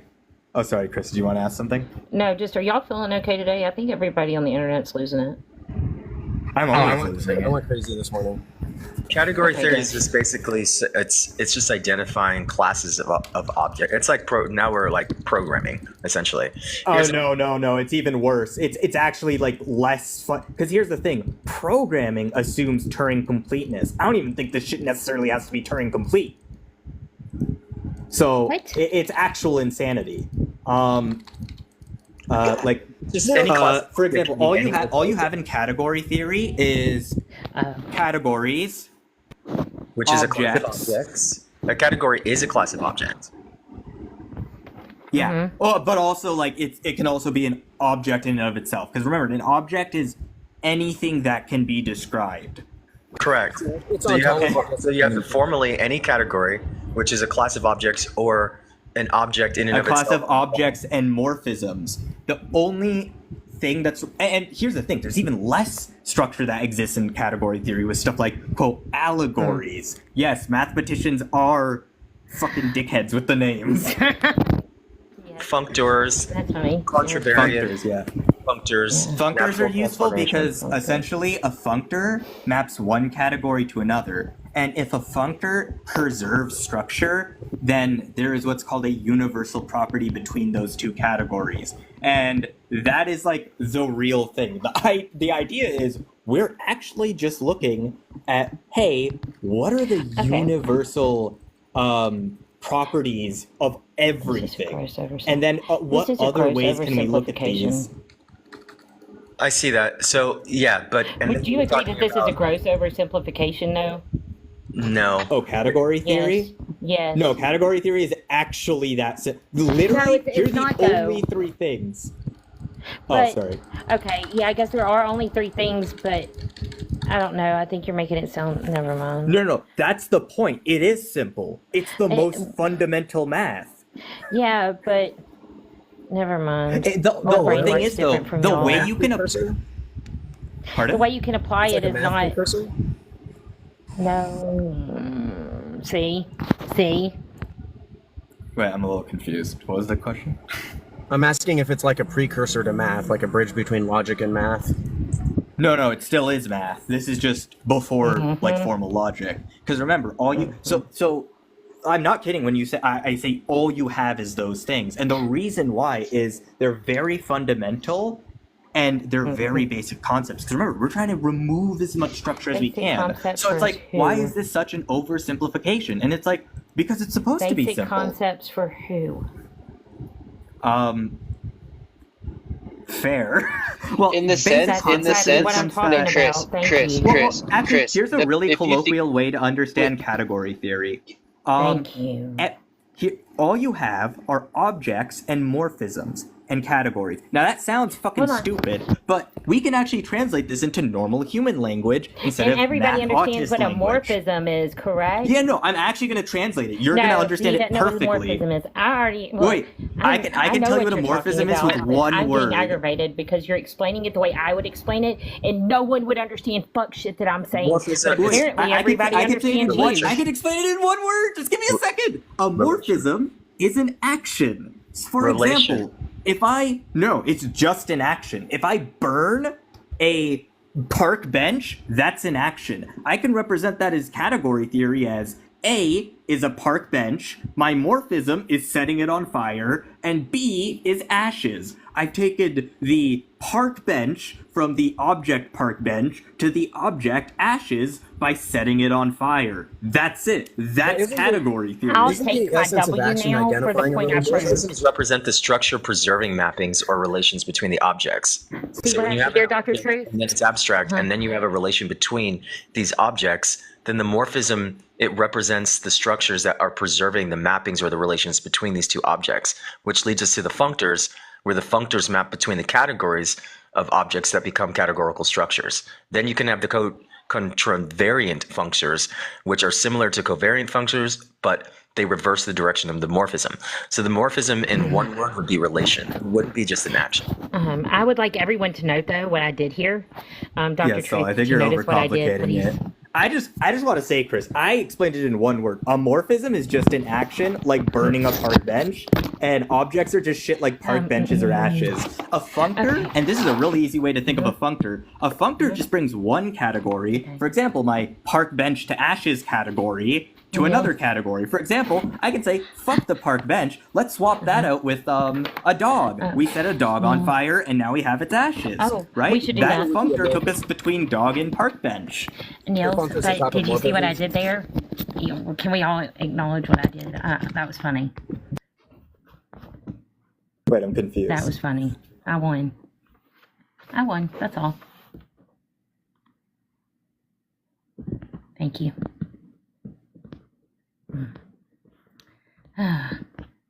So functor is a type of morphism?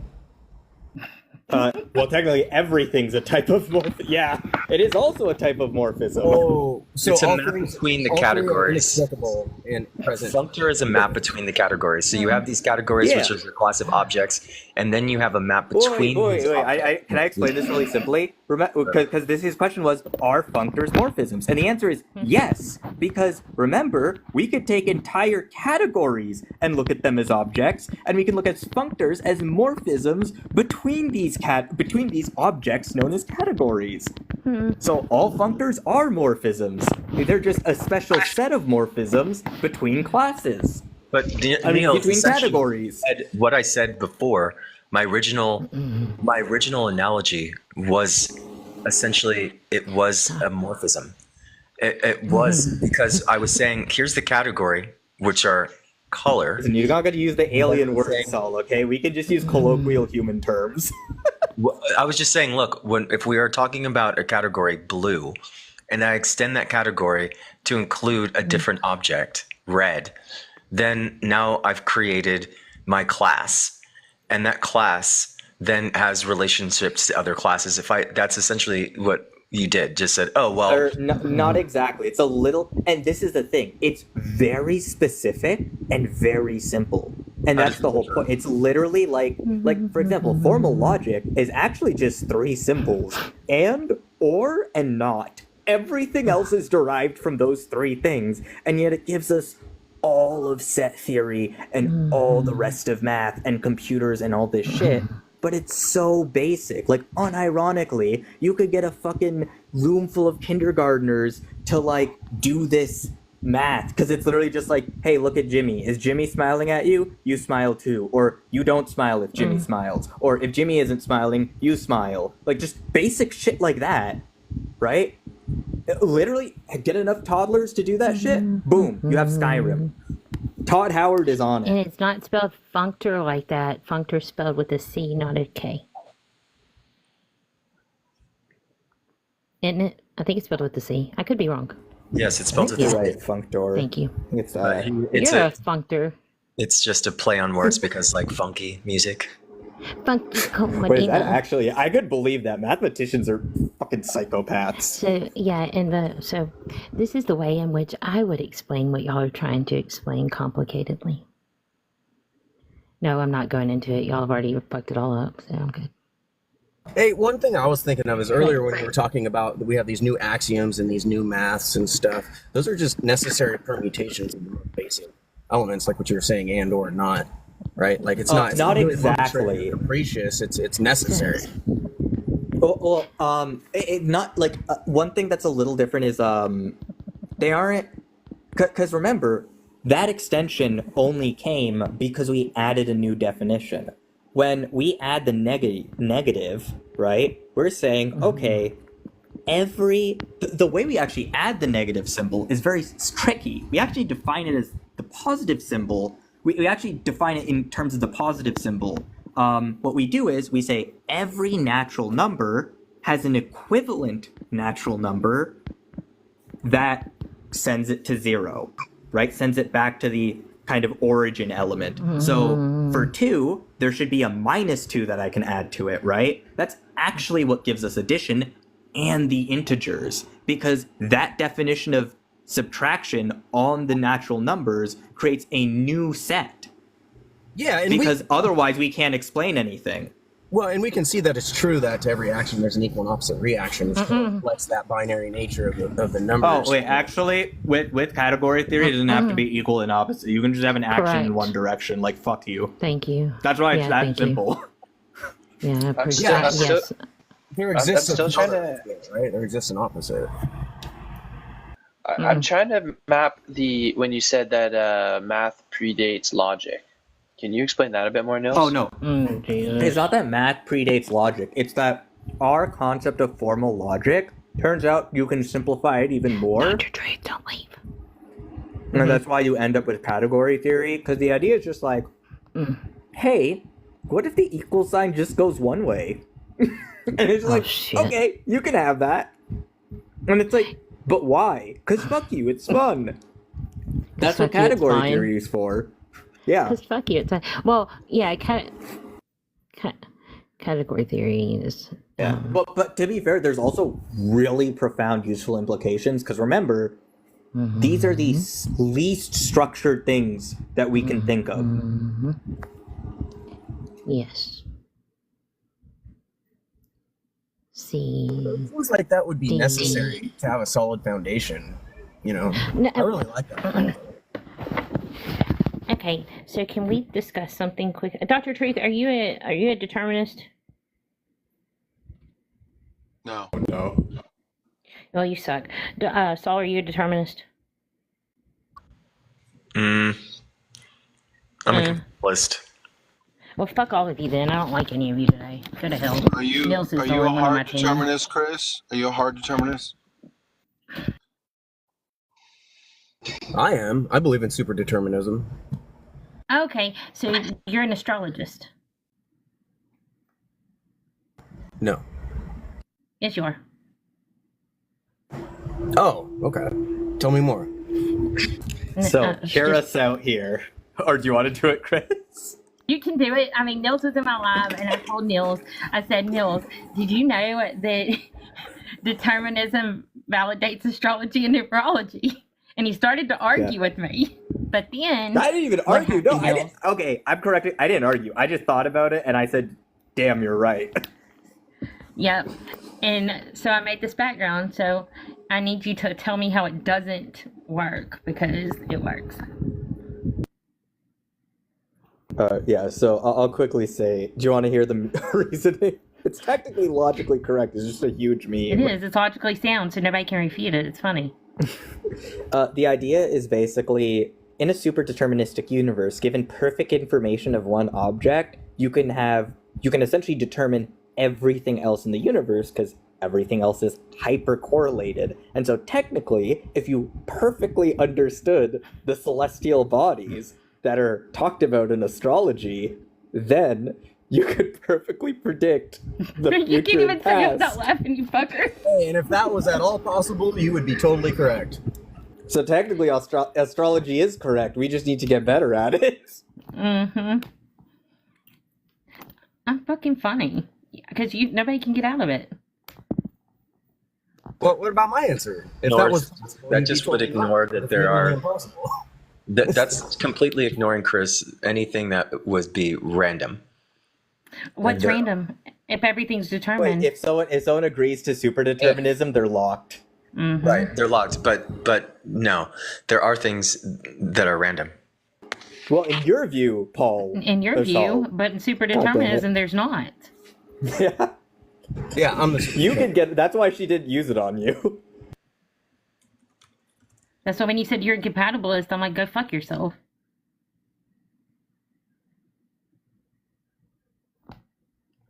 I win again. So, that's like. do you guys not acknowledge that that situation is literally impossible? That you couldn't have perfect information about the entire universe? I mean, your entire objection is Nothing. Oh, so you're predicated saying on that impossible, but possibility. what about improbable? It's literally impossible. Under systems theory, at least, that a system could ever know itself completely. Mm.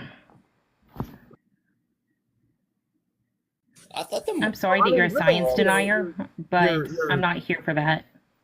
Oh, I'm sorry, what? I thought that the argument was more of the fact that if you understand astrology completely, then you can technically, argue for determinism in that standpoint. I don't think it was understanding the whole universe. Yeah, and like Bear said, perfect knowledge isn't needed for accurate predictions. As long as you had, there could, of course, always be the little caveat in there of something random, even. Oh, Bayer, you might have just made it so I can fuck with the compatibilists now, too. Hold on. Because you get... Okay.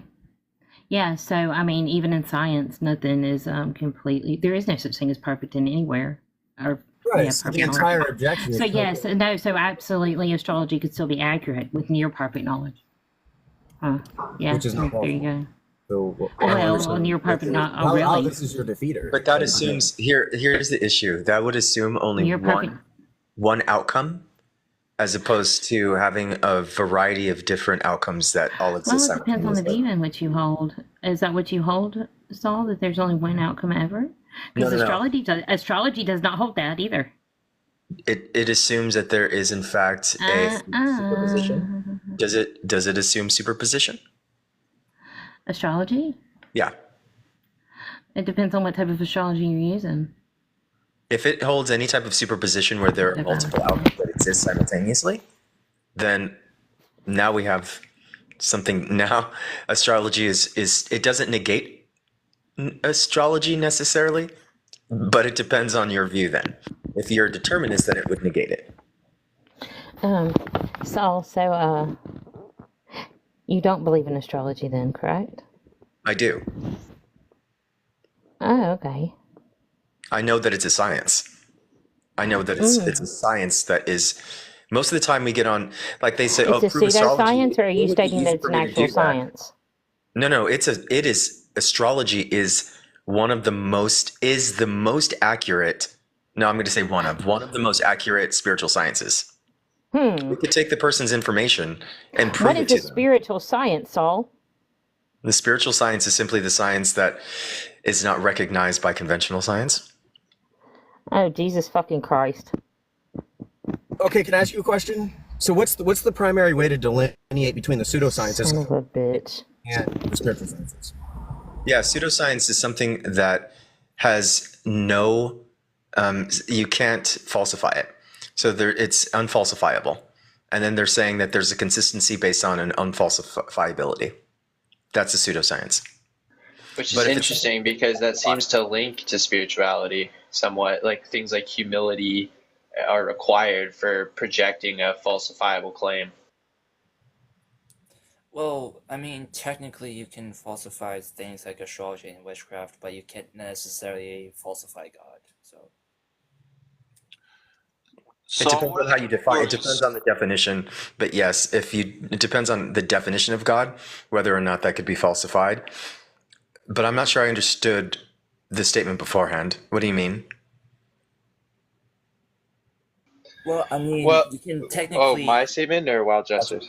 Logic's statement. Oh, okay. Yeah, I'm just you were kind of you're linking in. We're talking about pseudoscience. 5G asked the question about pseudoscience, and you're talking about the parameters of astrology being somewhat of a spiritual science, and then that got you pushed back because Kris asked, "What is spirituality? What does science and spirituality have to do with each other?" And then you kind of formalized this aspect of falsifiability, which I made the comment that isn't it interesting that falsifiability in modern science, whether we're talking astrology, medicine, any form of science, relies on this aspect of falsifiability, which I think does a good job of tying in the spiritual element, again, regardless of the scientific venture. Like honesty, transparency, and humility all are sort of spiritual elements that are required for science. Good. Yes. Okay. I see now. Yeah, you made a really good connection between that. Yeah, I would agree. J Mike, don't you want to come up here? J Mike, I love J Mike. He makes me laugh. We founded Scientology. Well, he founded Scientology and I joined it. That's awesome. Yeah. Saul, what are the categories of spiritual science besides astrology, I'm wondering? Fake, bullshit, and more bullshit. Sure. So what? Alchemy. Yeah, mental alchemy would be one of the categories. Yeah, spiritual science that has to do with will. Mental alchemy? Yes. Dr.Truth, I promise this is going to give you an aneurysm. You might want to take an aspirin. Okay. Well, I just did. I just took Quaaludes left over from the 80s. Maybe I'll take the... You might need it. I swear to God, this is going to be wild. No, there's nothing wrong with being genuinely curious about someone's beliefs, right? This is Saul's a psycho, being funny. But mental alchemy, I've never heard that. I've heard of alchemy. Yeah, so anything that the sciences, metaphysics, esotericism, mysticism, consciousness studies, sacred geometry, these things would be spiritual sciences, different categories. And mental alchemy would just be the ability for one to redefine their thinking and their thoughts based upon a willful assertion. Right, like there's alchemy entirely has been, thrown out. But the baby with the bathwater is this mental aspect. Alchemists not only wrote about transitioning normal metals into gold, they also wrote about their own inability to know with certainty what the truth is, and their own practice of humility, etc. So there were spiritual elements entailed to the science of alchemy, something that we've somewhat forgotten, but has also been strung along even in today's modern science. Maybe it's camouflaged in with credentials and institutional academia, but I think that the moral aesthetics are still preserved, or at least they should be if the science is good. Yeah, the sciences today are a derivative of the spiritual sciences of yesterday. So astronomy derived from astrology. The alchemy, obviously, is our chemistry. We have the logic. Well, that's not so much the science in and of itself, but was philosophy. Epistemology is the root of all of these things.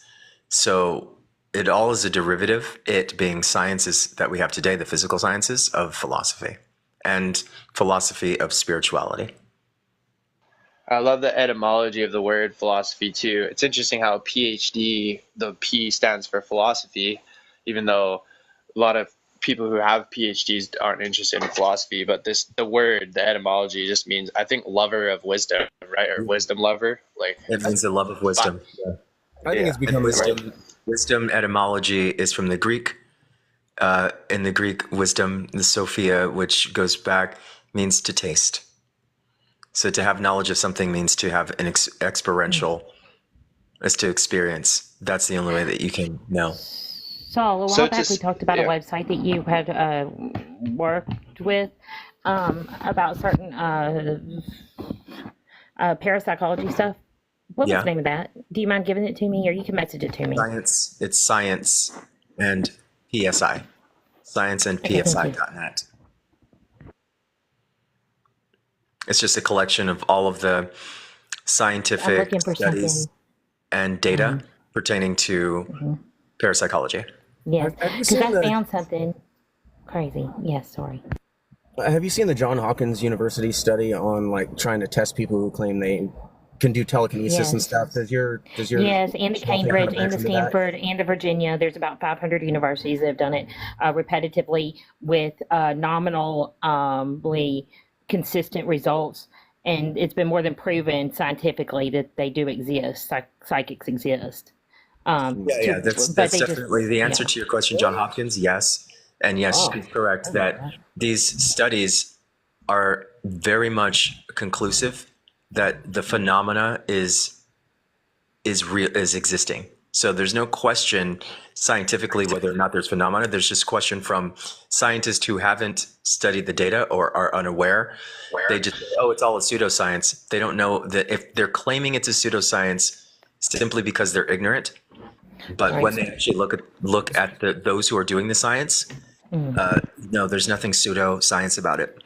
So And do you here's think it's why. ethical People don't for know this, though, because it was sponsored by the government first. The government sponsored these things. It's kept most of it under wraps. There's still stuff that they've done back in the 50s that they have not declassified, and they probably won't declassify because of the severity, the possible severe impact of the knowledge being dispersed to the public? There So are some things that are detrimental to humanity. there's always a sunset clause though, and the National Archives and Records Administration is going to have No, there is no sunset clause on these things. They do not expire. What law are they citing? Do you know? There is no law that has to be cited for this. They can literally decide never to disclose something. This has been marked that even the president. I'll tell you exactly what it says. Give me a second. They're citing some law. They can't just be like, screw you guys. Like they'll get arrested for that. Literally can just be like that. I promise. They do that. I want to see. It depends on the nature of what it is. I'm taking the FBI to court right now, dude. I'm beating them in Washington D.C. So if someone else is doing something like that, I'll take them to court too. I don't care. Yes, but that's because Director Ray has said that this is beyond what can be undone by the director of a department. Can you give me a source? Not because I'm disagreeing with you, but because I'm very interested in this. Because I do my own. I can give you the source, but I can give you directly what it says, and then you can go find your own source. Hold on. Okay.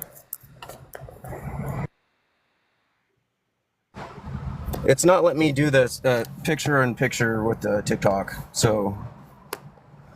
You can't do that when you're in a panel. I can't. Dude, they can't do that. They can't just withhold records without citing some authority. Like, that's not... I don't know. That would be huge news if that was true. I'm pretty sure it isn't. But if it is, maybe it could be huge news. Because there's... They just agencies always give a reason. Agencies always at least have some sort of fig leaf of some statute. Even if it's not applicable, really. They'll cite something because they're not allowed to just be like, no, screw you guys. That's contempt of court. That's all kinds of stuff that you would immediately go to jail for. Hey, Saul, I got a question about your spiritual sciences. Is there any potential for going down avenues in any of these sciences where you don't end up with truth? Is there anything you have to watch out for? How do you know that you're getting truth in these things? Yeah, all of them. So there's in every branch of spirituality, science, or anything, period, there are always places that would lead to a lack of truth. The question is, what is the foundation of truth that you're operating under? That would be the most important first platform or rule to follow. So yeah, there are many times in which that happens. If you just use the correspondence theory of truth, because it corresponds to reality, but how are you discerning through these processes so that you don't? I know some people have gotten involved with some things, Jose Silva mind control and stuff like that, and they ended up going down some crazy paths and stuff. How do you avoid that? So you stick to principles. So if a person is getting involved in something that violates principles, then it's the wrong path. Whose principle? The principles that you hold. So for example, if you hold it to be a principle that you do not harm others, and there's some sort of a quote unquote path which would require that, now that's something where you should do a hard stop and say, this is compromising my principles. This is not the right path for me.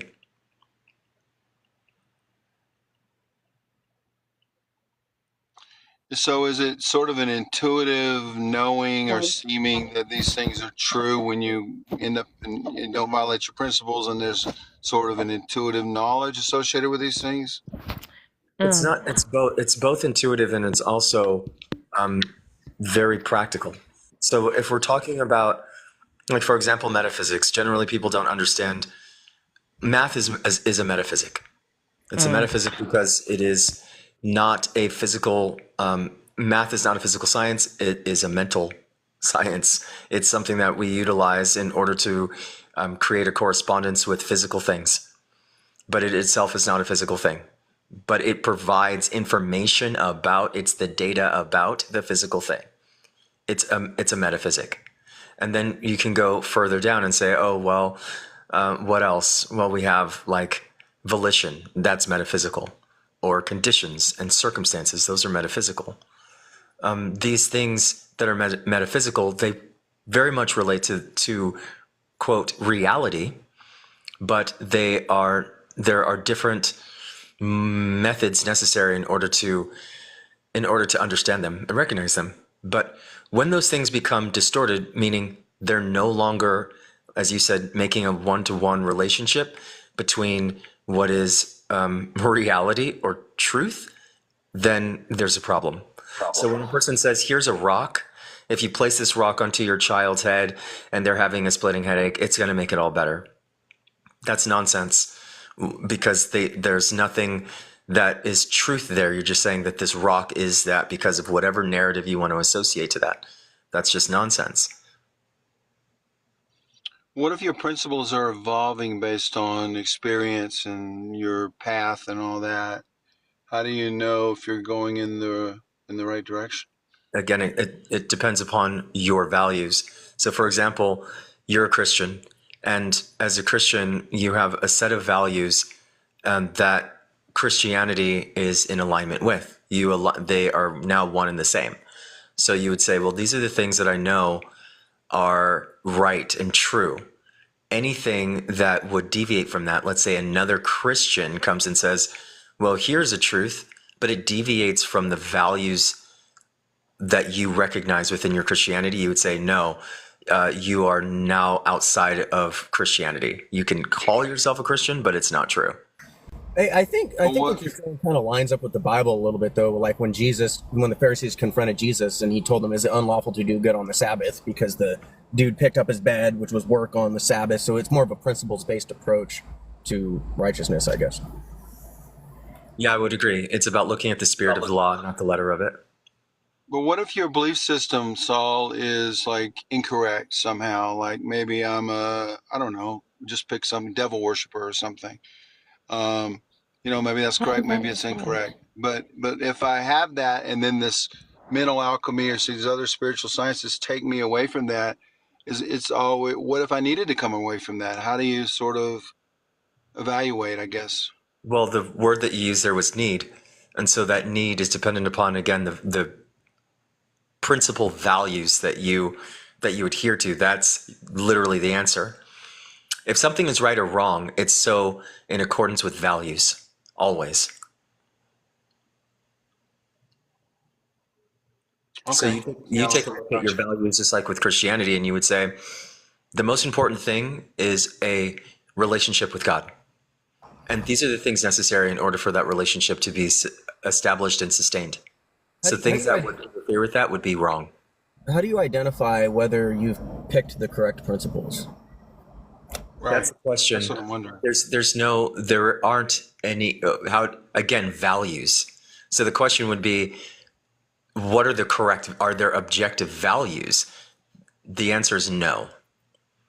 So it's a recognition of just character of things. It's like, if I'm looking to consume a mouse, is that the right food for me? It depends. Are you a snake or are you a fly? It depends. So yes, if you're a snake, then that is the right thing for you. It depends on what you are. So we are very different. If you're saying, oh, well, this person chose Hinduism, this person chose Buddhism, this person chose Christianity, this person is an occultist, which of them is right and which are wrong? Well, It depends how if you're asking the Christian, they're going to say these other things are wrong because they don't hold the values that I hold, or they're not serving, even if they do hold similar values, they're not serving those values in the way that I see that those values, or that God says those values should be served. It sounds like what you're saying is there's no objective moral standard. Well, morality is very different than setting or recognizing what you are. But yes, I would say that there isn't any objective moral standard. Okay. So Saul, what if you're a nihilist and there are no objective values? How do you navigate? If you're a nihilist and there are no objective moral values, or not just there are any objective values, period. I agree with that. There are none, and I'm more of a nihilist, to be honest. But that would be the value. If they're a nihilist and they're saying there are no values, and that's their value. And that value would be essentially what we would say would be some type of a nihilistic liberation. They're at liberty to do however, whenever, whatever. Yeah. You just don't want to, whatever hurts for you, just don't do it to anyone else because it fucking hurts. Unless that is what you're doing. If you ask a person who is some type of a psychopath, like if you were to ask Saul, if you ask a psychopath whether or not they're doing the right thing, then the answer would be in accordance to the values that they hold. Is that what you think I would answer? Yeah, always. Everyone always answers in accordance with the values that they hold. What if your values are based on society and society is totally upside down and their values like saying things like the Holocaust was not evil and stuff like that? Well, you're denying cognitive dissonance. Sure. But again, it comes down to the veracity of the individual's and their veracity in alignment with their values. So if I'm being true to the values that I hold, and I say, and every person on the earth says one thing, but my values say another, then be true to the values that you hold, that are you. You're wrong, though. You're wrong. A psychopath, hold on. A psychopath would not tell you that. A psychopath would actually tell you what they believe is societally acceptable. So. Yeah. And why would they do that? Because they're a psychopath. That's what they do. So that it would appear that they blended into society and they wouldn't be an outcast. However, the morals that they truly hold themselves would be vastly different from what society holds, because they would. Yes, they would. They only hold morals that preserve themselves. Right. Well, were you just saying? What I'm saying, here's the principle: everything, and whether it's a grasshopper, a tree, a human being, always adhere or move in accordance with the truest values. Period. This sounds outside of hold that. on. This hold on, let's all finish. Pstar, let's all finish. You're not letting him fucking finish. I couldn't hear anything he just said. That's One my more statement. time. The principle is this: everything always they do operates what? in accordance. Everything always operates in accordance with their truest fundamental values. There is no option outside of that. But you're assuming that means transparency. Sometimes people's fundamental values include deception, right? So what they display and how they answer you is not necessarily going to be the same thing as their true nature just because of deception. But also there's things like cognitive dissonance where what people are doing and saying doesn't align with their values. Absolutely So, true. I have a question. Well, I said that they are operating according to their true value. And if their true value requires lying, then that's what they're going to do. So then, Hey, Saul, you know me, and you know you've given me psychological evaluations via your games. Yeah. Would you say that I have not always operated within my moral values in real life? I know that to be a fact. Yeah. Yeah. Yes. So, yes, I've had to actually do the complete opposite of my morals in real life on the regular. Which has caused damage. So there are exceptions. Major damage, the moral injury, PTSD and moral injury. Yes. So that does happen. Yeah, it does. And that does allow for compartmentalization, to which it becomes easier to operate outside of one's moral values every single time. Yes, but here's the thing. The reasons that you operated outside of those values have to do with more fundamental values. You did that because of values that you had to adhere to. So you uncovered, which is where there is that damage that's done. You became aware of values that were even more fundamental than the values that you held to.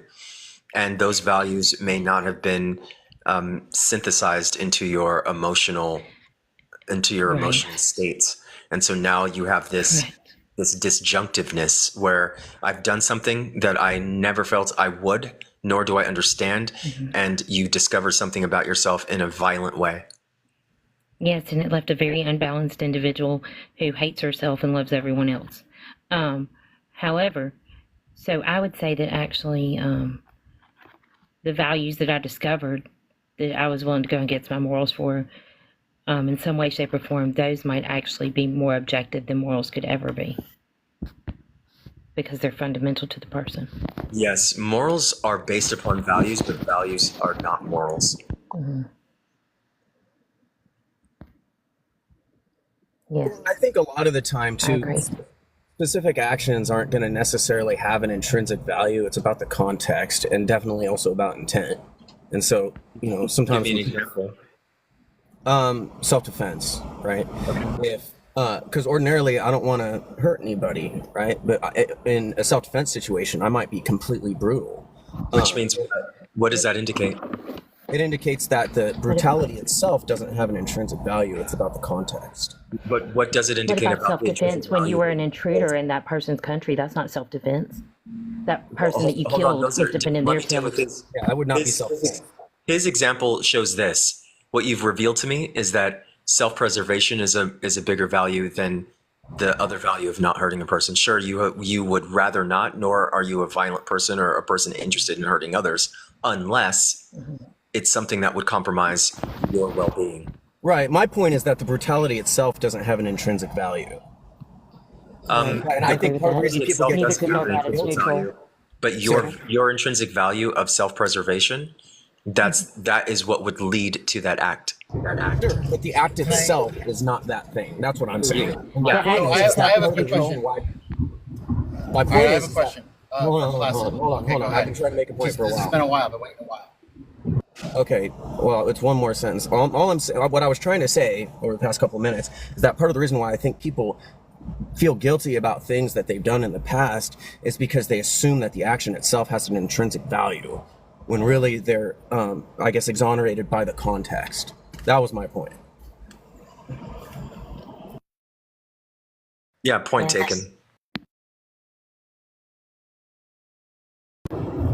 Okay, so my issue is that I agree with everything you said, Placid. It's also completely not interesting, as in it's tautological. Let me explain what I mean by that. I'm going to ask you some questions. So let's say that I do something. Would you like I do some action X over action Y? Would you say that implies that I value the consequences, or like that I value my action X over valuing action Y by definition? I got a call at the very last sentence. Value X over Y. Would I say that you value what? You value. Okay, no. So let's say that I do action X, action Y. So I have two choices. I can do X or I can do Y.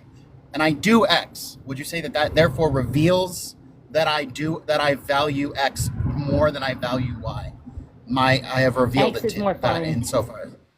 It depends on the context, but generally, yes.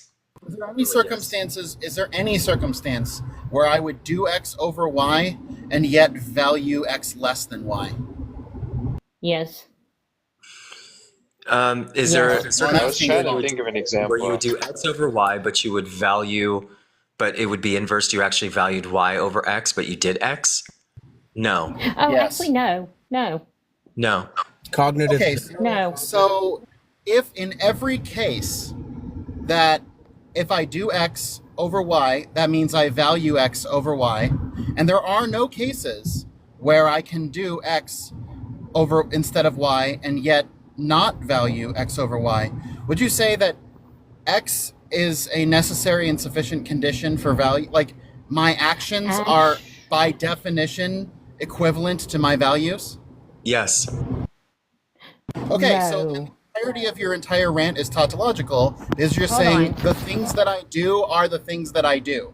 No. Right? No, Like if that's I not say true, the Saul. things that I do are my values and I define my values to be the things that I do, then I'm just saying, well, I value my values and I do the things that I do. Yeah. But this is all true. It's definitionally true under your framework, but it's not interesting. Okay. It is not a meaningfully deep, it's not a deep philosophical statement to say that I do the things that I do and I don't do the things that I don't do.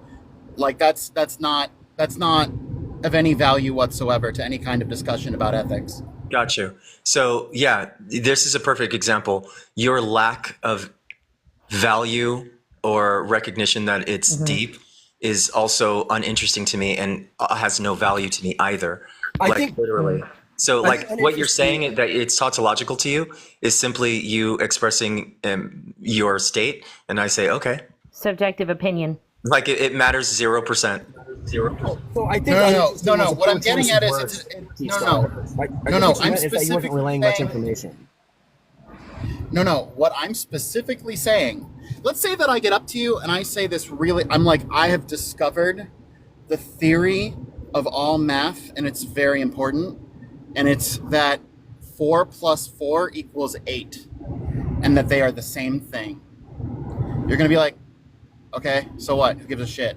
Sure. Like, if you tell me that my theory of ethics, and I get up and I say my theory of ethics is that I do the things that I do. Yeah. You're gonna be like, who gives a fuck? Like, fine, yes, that's true. I can't invalidate your grand theory of ethics, but also your grand theory of ethics offers no explanatory power and is just tautologically true, but it's not valuable. It being true doesn't make it good or useful. And so I'm just saying, yeah, I trivially agree with the truth of your framework that your actions are your actions and the things that you do are the things that you do. But this does not mean anything of value. It doesn't it's not worth discussing. Yeah, I hear what you're saying. I want to reply to this. So I hear what you're saying, and psychologically what you have done is revealed to me, number one, your lack of insight in regards to how it can be valuable. Two, you've also expressed to me that you're looking to find out whether your insight or value matters to me, which is a test in regards to my I don't think it matters to you. I'm pointing out. It doesn't matter to me. I don't think it matters to you. Three, Yeah, I'm not asserting that it does. Yeah, I didn't finish. It also points out to me what I'm saying when you're not. I'm asserting what it is that I see. I'm asserting what I see, and it also points out to me that you literally are incapable of assessing the context of a conversation in a holistic manner. So again, those things to me, it just reveals to me the lack that you have in regards to your perception, but it means nothing of substance to me either. Great, let's hear it. So show me what I'm missing. What value can be gained by the assertion that I do what I do? The first thing is there was no claim that what I was professing was of some extraordinary magnitude of value. I didn't say that I had discovered something great. I was just speaking in the context of the conversation. That's number one. Number two, when we do understand that values, root values is what I said, are really what drive us, then it leads to what Kris had been saying, that there are root values that we, in many cases, are unaware of, which then would cause us to take actions and operate under, which can have a very deleterious effect on us psychologically and emotionally. And that in order to mitigate those things, there needs to be then some sort of a reconciliation between core root values and the values that we are aware of. And that's what is done within a psychological space where there's therapy. You are looking at it in the most four-dimensional way, and that is just revealed. Okay, so let's summarize what you just said. So what you said was, you said that the values that we have inform our behavior that are core values that go against the values that we believe ourselves to have, and sometimes those values are deleterious. Is that correct? No, Just I to repeat. said no. The root values that we operate under, when exposed in contrast to the values that we are aware of, can be deleterious in their effect. Okay, so the root values that we operate under are, when exposed, versus the values that we are aware of, can be deleterious in their effect. I believe that I'm just repeating it verbatim, right? Correct. Okay, and we've already established that in your framework, the word values is synonymous with the word actions, because in all cases, in every case, if your actions are always by definition synonymous with your values, right? Correct. Okay, so I'm just going to rephrase your sentence, except I'm going to substitute the word actions for values. Sometimes our core actions, our root actions, are different than the actions that we believe ourselves to want to do, and sometimes the things that we do can be bad for us. Yep. Okay, so is that like if I say sometimes we do different things than the things we think we want to do, and that's sometimes bad for us, is that like really like a big deal, like important, like something that is hugely worth, like, did anyone not know that before? So, Like, did anyone here not know that before? I don't know. Did they? Yeah, I'm asking the other guests. Did any of you Well, know that so I think- sometimes? look, Did any I- of you not know that sometimes we do stuff that we like? That sometimes we do stuff that's bad for us, and sometimes we do other stuff. Did anyone not know that before?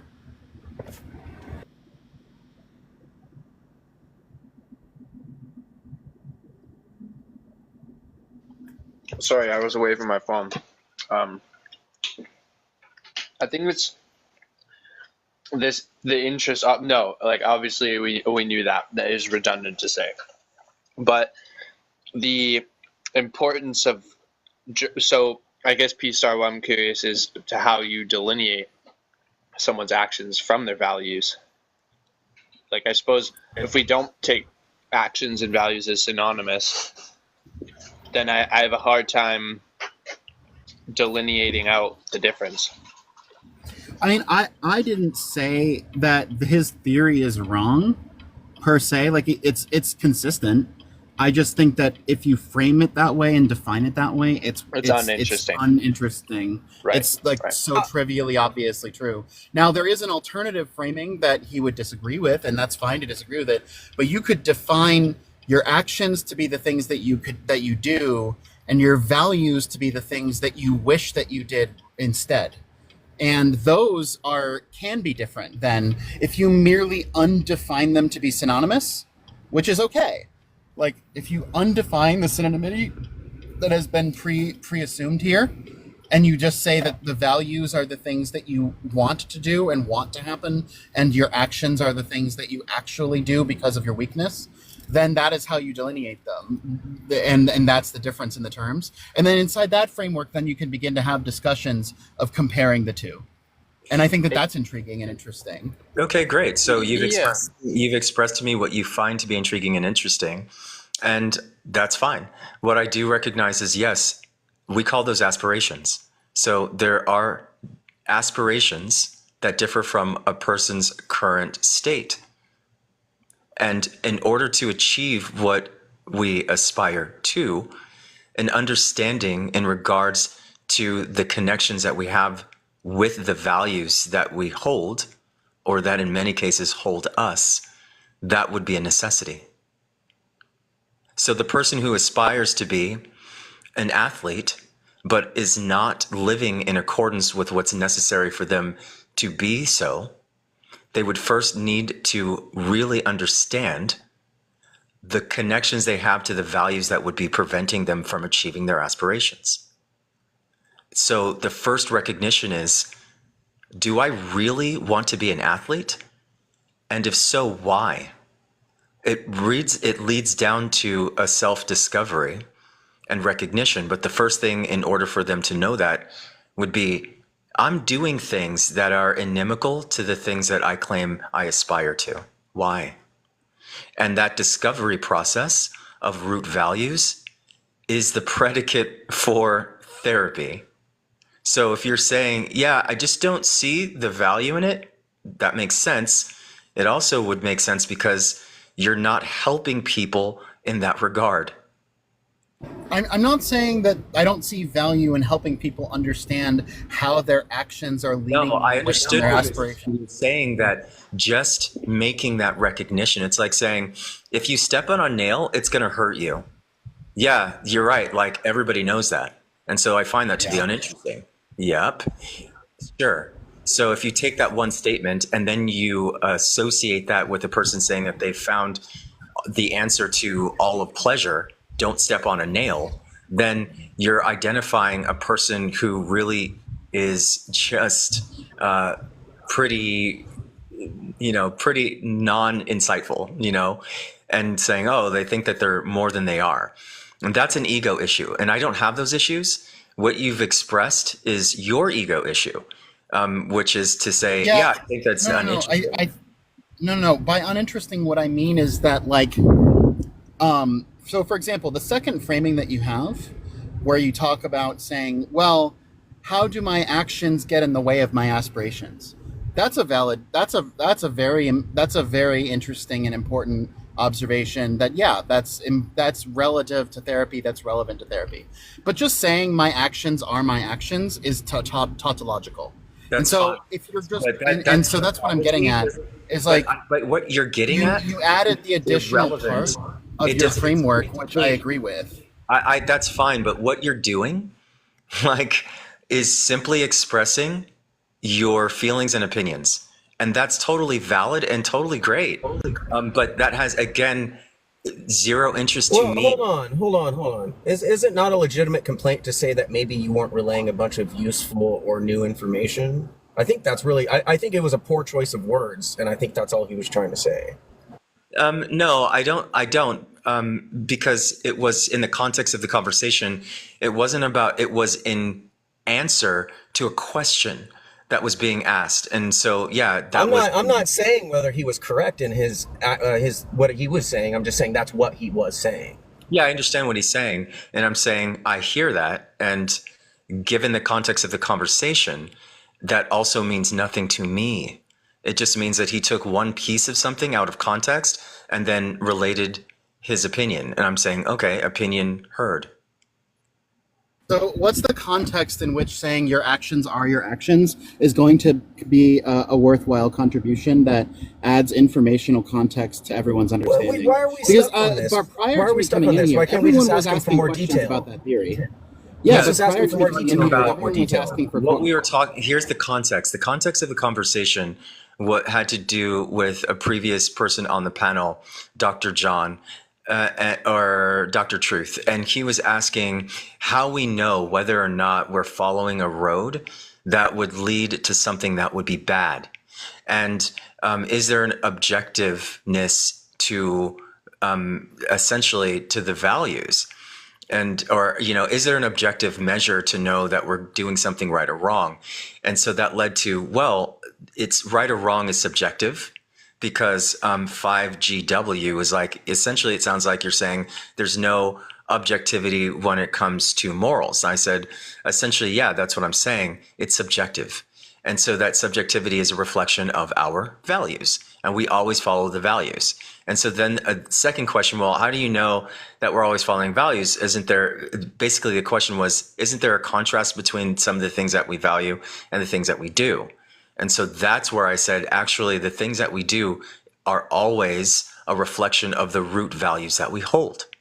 And that's probably Bro, you're awesome. I love people that can recap a conversation and remember. I used to have to do that with people all the time, but you're actually paying attention. It's very unusual. And I did follow along with all of that, but keep in mind that if you look at 5GW's question, and this is where my objection comes from, 5GW's question is, in framing it in terms of your actual philosophy, is actually just that 5GW and possibly other people on this panel, like I know Kris was, is using the word value to mean what you call aspiration. And so what 5GW was asking you is, are there objectively good aspirations, or are there objectively good actions in terms of whether or not, how do we evaluate whether or not our actions are in line with our aspirations? That's your language.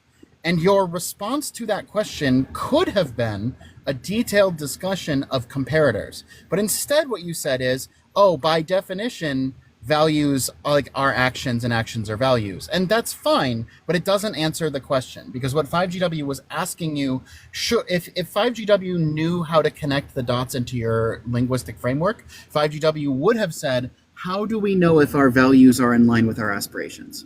Because that's what 5GW is actually asking. So the answer you gave was irrelevant to the question.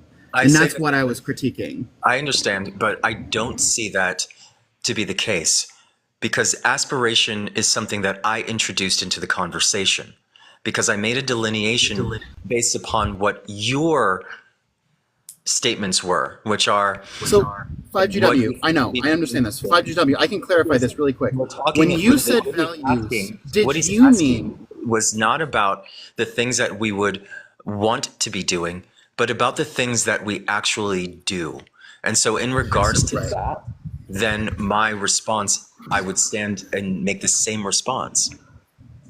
Okay, so 5GW, let me just ask you really quick, because this will reveal the linguistic inconsistency, or it'll reveal that I'm wrong. 5GW, let me ask you very clearly.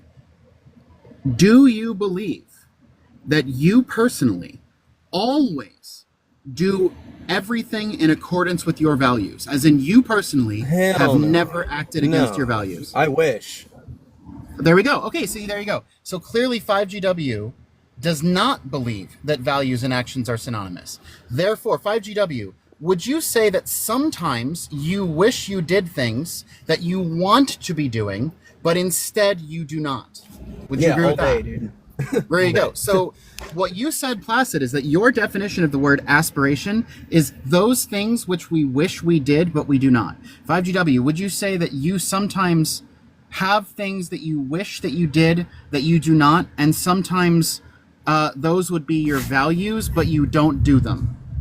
Yeah, that's one of my biggest struggles. Remember that. So this is the source of my claim that in Placid's lingo, what 5GW was actually trying to express was when are our aspirations different from our values? But the problem is that Placid defines values and actions to always be identical, and the only thing that can be different is aspirations and actions. And so for you, 5GW, you believe that that you can have things that you wish you could achieve, but you fail to, and you believe that you have things that you do, and you think that sometimes those things can be different. Placid does not. And so when you were asking the question of why is it that sometimes, how do we know when the things that we are actually doing is inconsistent with the things that we want to be doing, what you were asking was, how do we know when our aspirations, as Placid would frame it, are different from our values, as Placid would frame it? But that's because Placid's linguistic definition is different than yours, 5GW, and so there was a miscommunication.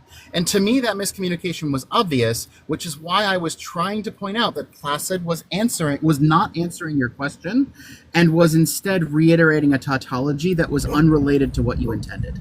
Now, well, my primary defeater was the existence of cognitive dissonance. I mean, it's a really solid example of how that's just not true. Okay, so But this is the point. It is still true. It's just that you guys are using different words. But we weren't. Would you say you are? Pstar, 5GW, do you think it's possible? This is so easy, though. I can respond exactly and show where things are going wrong in regards to your... I will let you respond. I just want a really simple yes or no question from both of you, and then you can go ahead for 10 minutes, and I promise I'll listen. Okay, 5GW, can you do things that are against your values ever? Yes. Placid, can you do things that are against your values ever? No. Okay, now go ahead, Saul. So simply speaking, you left out root. I made it very clear that people always act in accordance with their root values. And the root values are, in many cases, something that people are unaware.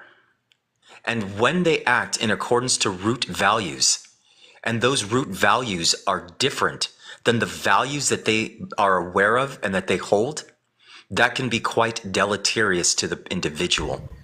So, When we're talking deeply about, held. when we're talking about values that are aspirational, or values that we wish that we were serving, then it is necessary again to recognize the current root values that we hold or that we are held by.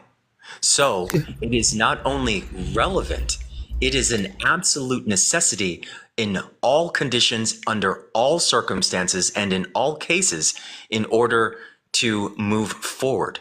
So it is not just something to be cast aside as a tautology. The word that we're looking for is akrasia. Philosophically speaking, it is the state of acting against one's better judgment. And it is known as like a weakness of the will. This velleity, which is another word for weakness of the will, is rooted in values that are held or that we are held. Look, you're conflating deeply held desires with values. Just because you have a deeply held desire, that does not mean it's in line with your values. A desire is different than a value. And I'm not conflating them. When a person acts, my question to reverse it to prove this is for you or anyone to provide an example of an action that they took that was in contrast to the values that they are aware of, that they hold. And I will show that it reveals a more fundamental or root value. It's not possible to rebut that because you define actions as values. That's fine. No, you are leaving out the word. I think I can illustrate the difference. Go ahead. Okay, so when I was younger, I used to steal cough medicine from stores because I wanted to get high, right? And that went against my values. My moral values was you don't steal from people, you don't do that. But I wanted to get high, so my desire overrode my value. I didn't act in line with my values at that time. Okay, so here's what my reply would be to that. There's a difference between the desire to get high and the actions taken in order to do so. And the root value that is exposed is being high. And being high equals other things in terms of values.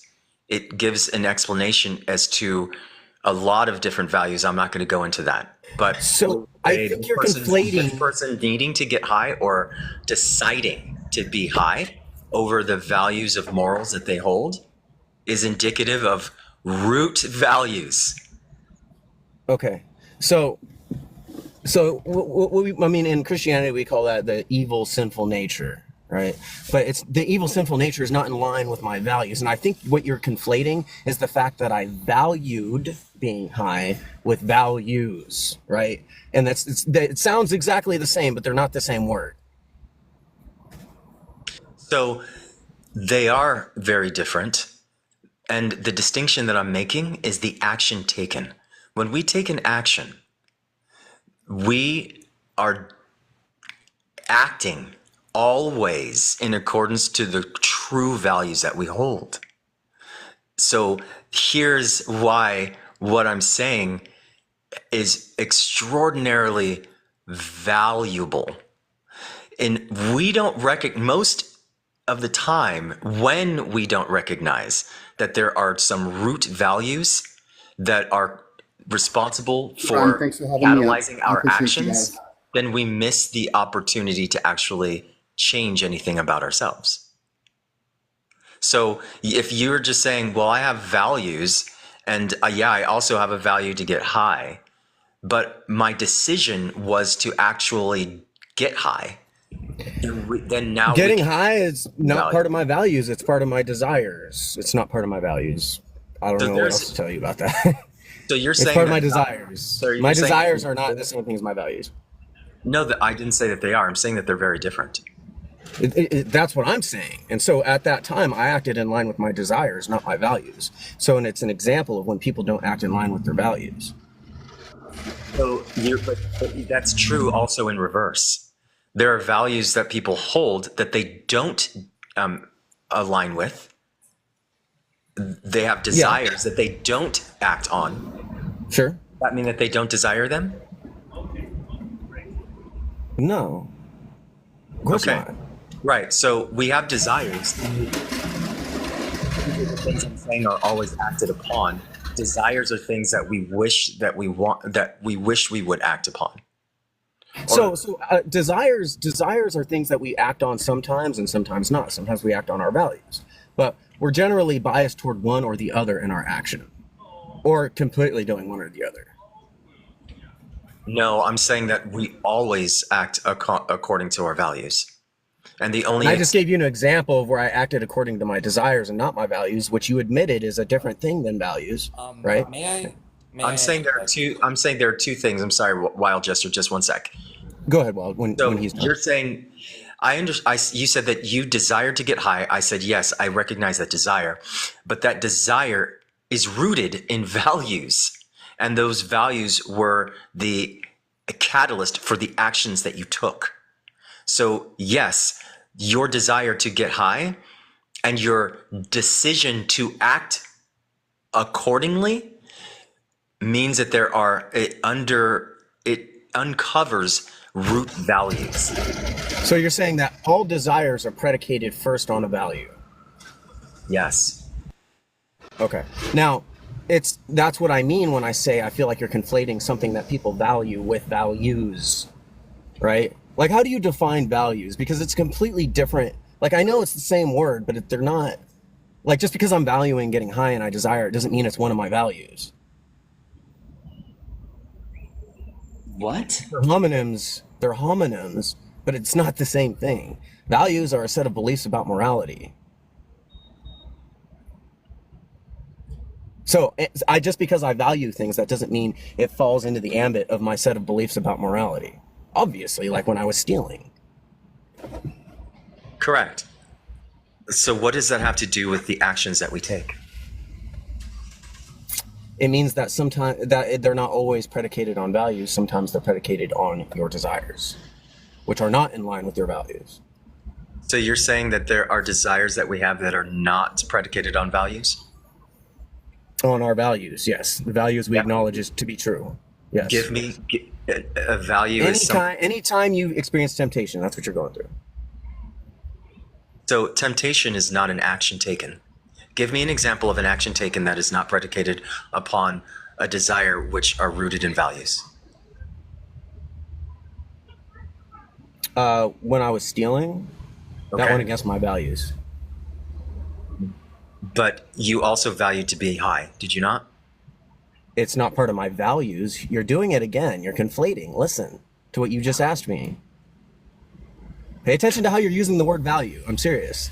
How do you define value? Value is anything that I like, but my values are a set of beliefs about morality. Okay, great. So the set of beliefs about your morality, I acknowledge, those were different than, what did you say value was? Something that I like, just anything that I want.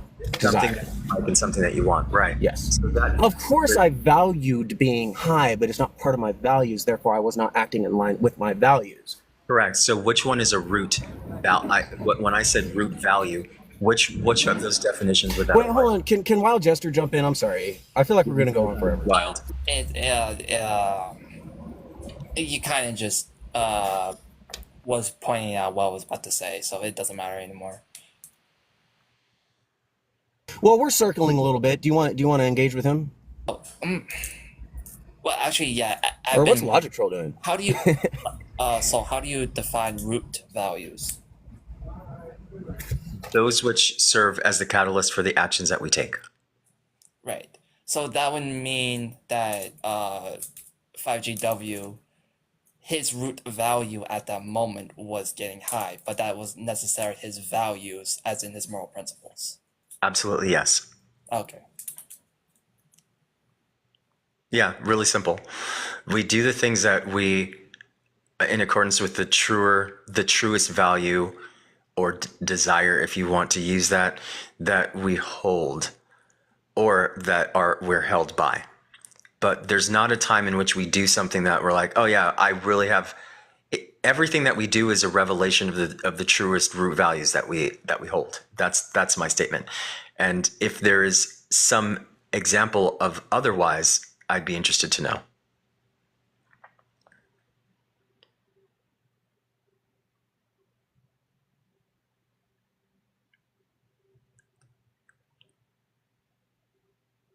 So when you say values, you don't mean what the rest of us means, which is a set of beliefs about morality. You're talking about anything that you actually value.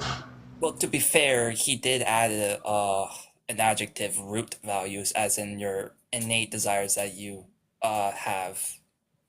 But you got to realize, in the philosophical vernacular, when you talk to someone about their root values, what you're asking them about as a set of beliefs about morality, and if that's not what you're saying, then I mean, fine. That's what we're talking about. But it's not about belief. When I'm talking with the root value is distinguished from something that we believe, and something that is intrinsic to our character. You're talking about like true character. Yeah, I'm talking about character, true character. Yes, and that's now why we're not talking past each other anymore. Okay. Right now it can be. I agree with you. Okay. Yeah. So that's why I'm saying that the discovery of those things can be painful to us. When, like, personally, I know I was in a circumstance that caused me to make a decision. I was in a circumstance whereby I made decisions that were not in accordance with the values, the belief systems that I held, and it revealed to me, oh, my character is really oriented in accordance to this. I find these things really to be more important than these other things that I want to find myself to believe are more important. And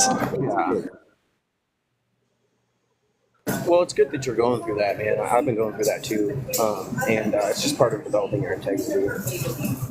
Yeah, and and that's a very big thing and really difficult to do, the development of integrity, because there's this unbuckling or unchaining of oneself from these things that we've always been.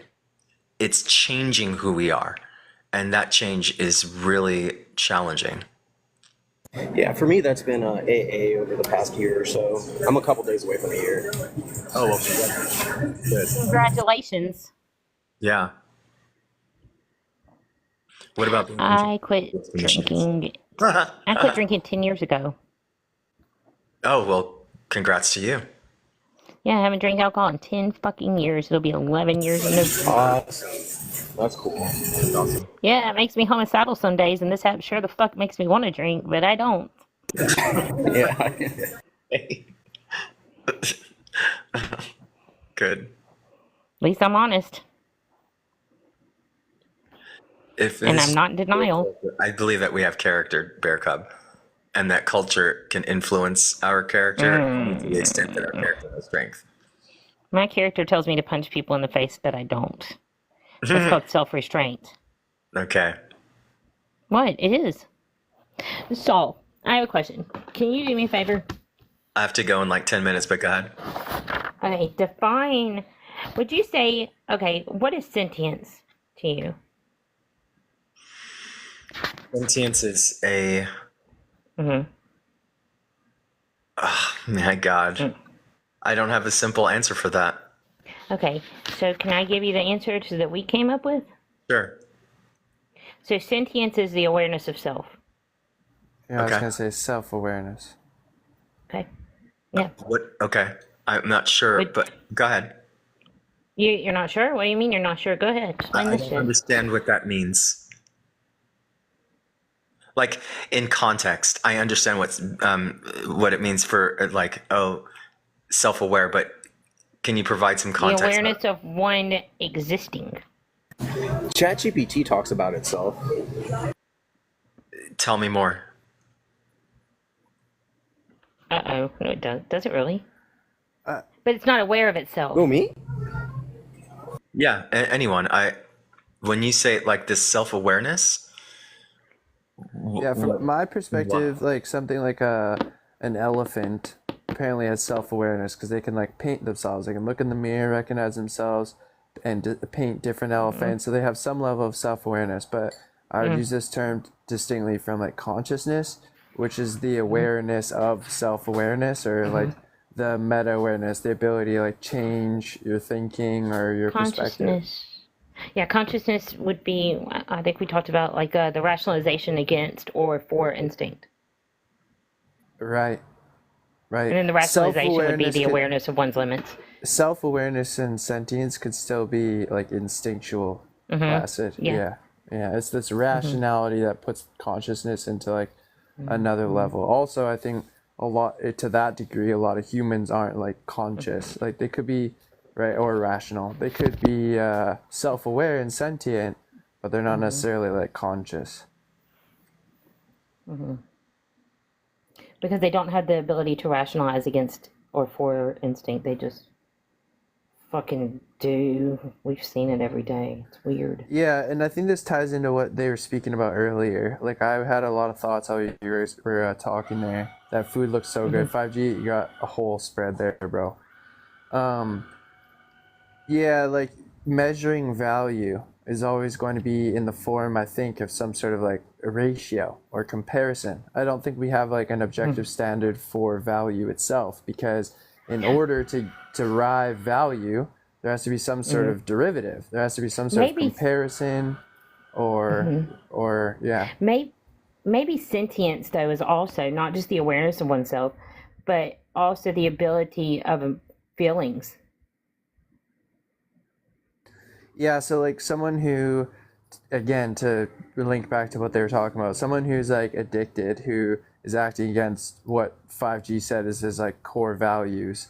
Well, their inability to articulate their core values is the red flag from my position. When they're saying their actions are contradicting core values, for me that's a red flag of rationality. It's not that I don't believe them, that in their heart they wish they could act otherwise, but I'm seeing that their inability to articulate that or question it. Someone who's rational would say, not only am I going against my values, but my values themselves are also being questioned. Going through this is making me question my own values, obviously. Have you ever seen anyone on opiates? Of course. Logic. What do their eyes look like? Depends how much they have in them. Yes, if they're high. Some of them could be completely coherent and you don't even know. But yeah, other ones are. Yeah, but when they're high, what do their eyes look like? I mean, again, like there's not. I don't know. Their pupils are pinpoint small. Yeah. Opiates close the pupils and make them literally pinpoint small. So, have you ever heard the saying, the eyes are the gateway to the soul? Sure. So, your eyes, you see through your pupil. So your pupil being restricted is closing off the soul, which I think is actually, quote unquote, the consciousness or the ability to rationalize it for or against instinct. Sure. Yeah, I think that's a good link. Now, does it make sense? Totally. Yeah, there you go. Yeah, our ability to rationalize, I think, depends on visual acuity too, right? Like drawing borders, pattern recognition, those kinds of things. Boundary dissolution is often the cause of whether you're questioning cultural boundaries or conspiracy theories or those kinds of things, like that boundary dissolution can be a direct result of like chemical imbalance, Yeah, but I find it funny that it says the eyes are the gateway to the soul, because it's the opiates, they restrict it, and since we define consciousness as the rationalization against or for instinct, I think that your consciousness is actually restricted when you do opiates, i.e. the closing of the pupils. Yeah. Yeah, so I think that even like an instinctual animal who isn't rational still has values, to Saul's point. Well, and I think that that's the sentience, the awareness of self and having feelings. Yeah, and you might not even be aware of self and you still have values. Like an ant has certain values. It's acting towards its values, even if it's not completely Yep, sentient exactly. of And it has itself. feelings, which the feelings would denote values. Sure. And Yeah. yeah, what an animal focuses on, what it's attentive to, And they mourn their is dead. sure. Sure. So, Sage, yes, amphetamines make the pupils get large, which would be the over-rationalization for or against the instinct. Because people on on amphetamines tend to dwell on or overly harp upon different tasks and stuff like that for whatever reason they have conceptualized. So, yeah. Right. Like obsessive. Uh-huh. Excessive, over-rational, or for or against their instincts, I would say. Y'all, I hate to do this. This has been such a great conversation, but I'm gonna go now. You're gonna go camping? Yeah, I need to head out. So I love Yes. everyone. Thank you for coming up. Love you. Great to see 5G again. And Saul, it's Hey, great to hear from Logic, you. I'm Kris, very always, glad you're a you're holding legend. lives like this. I appreciate these lives. Thank you. I hope you do it more often. Yep, that was good. Thank you. Sick, Kris. I will try. I'll definitely try. Yeah. WildJester, Yeah, see you also, guys. thank you so much, bro. All right, bye, love.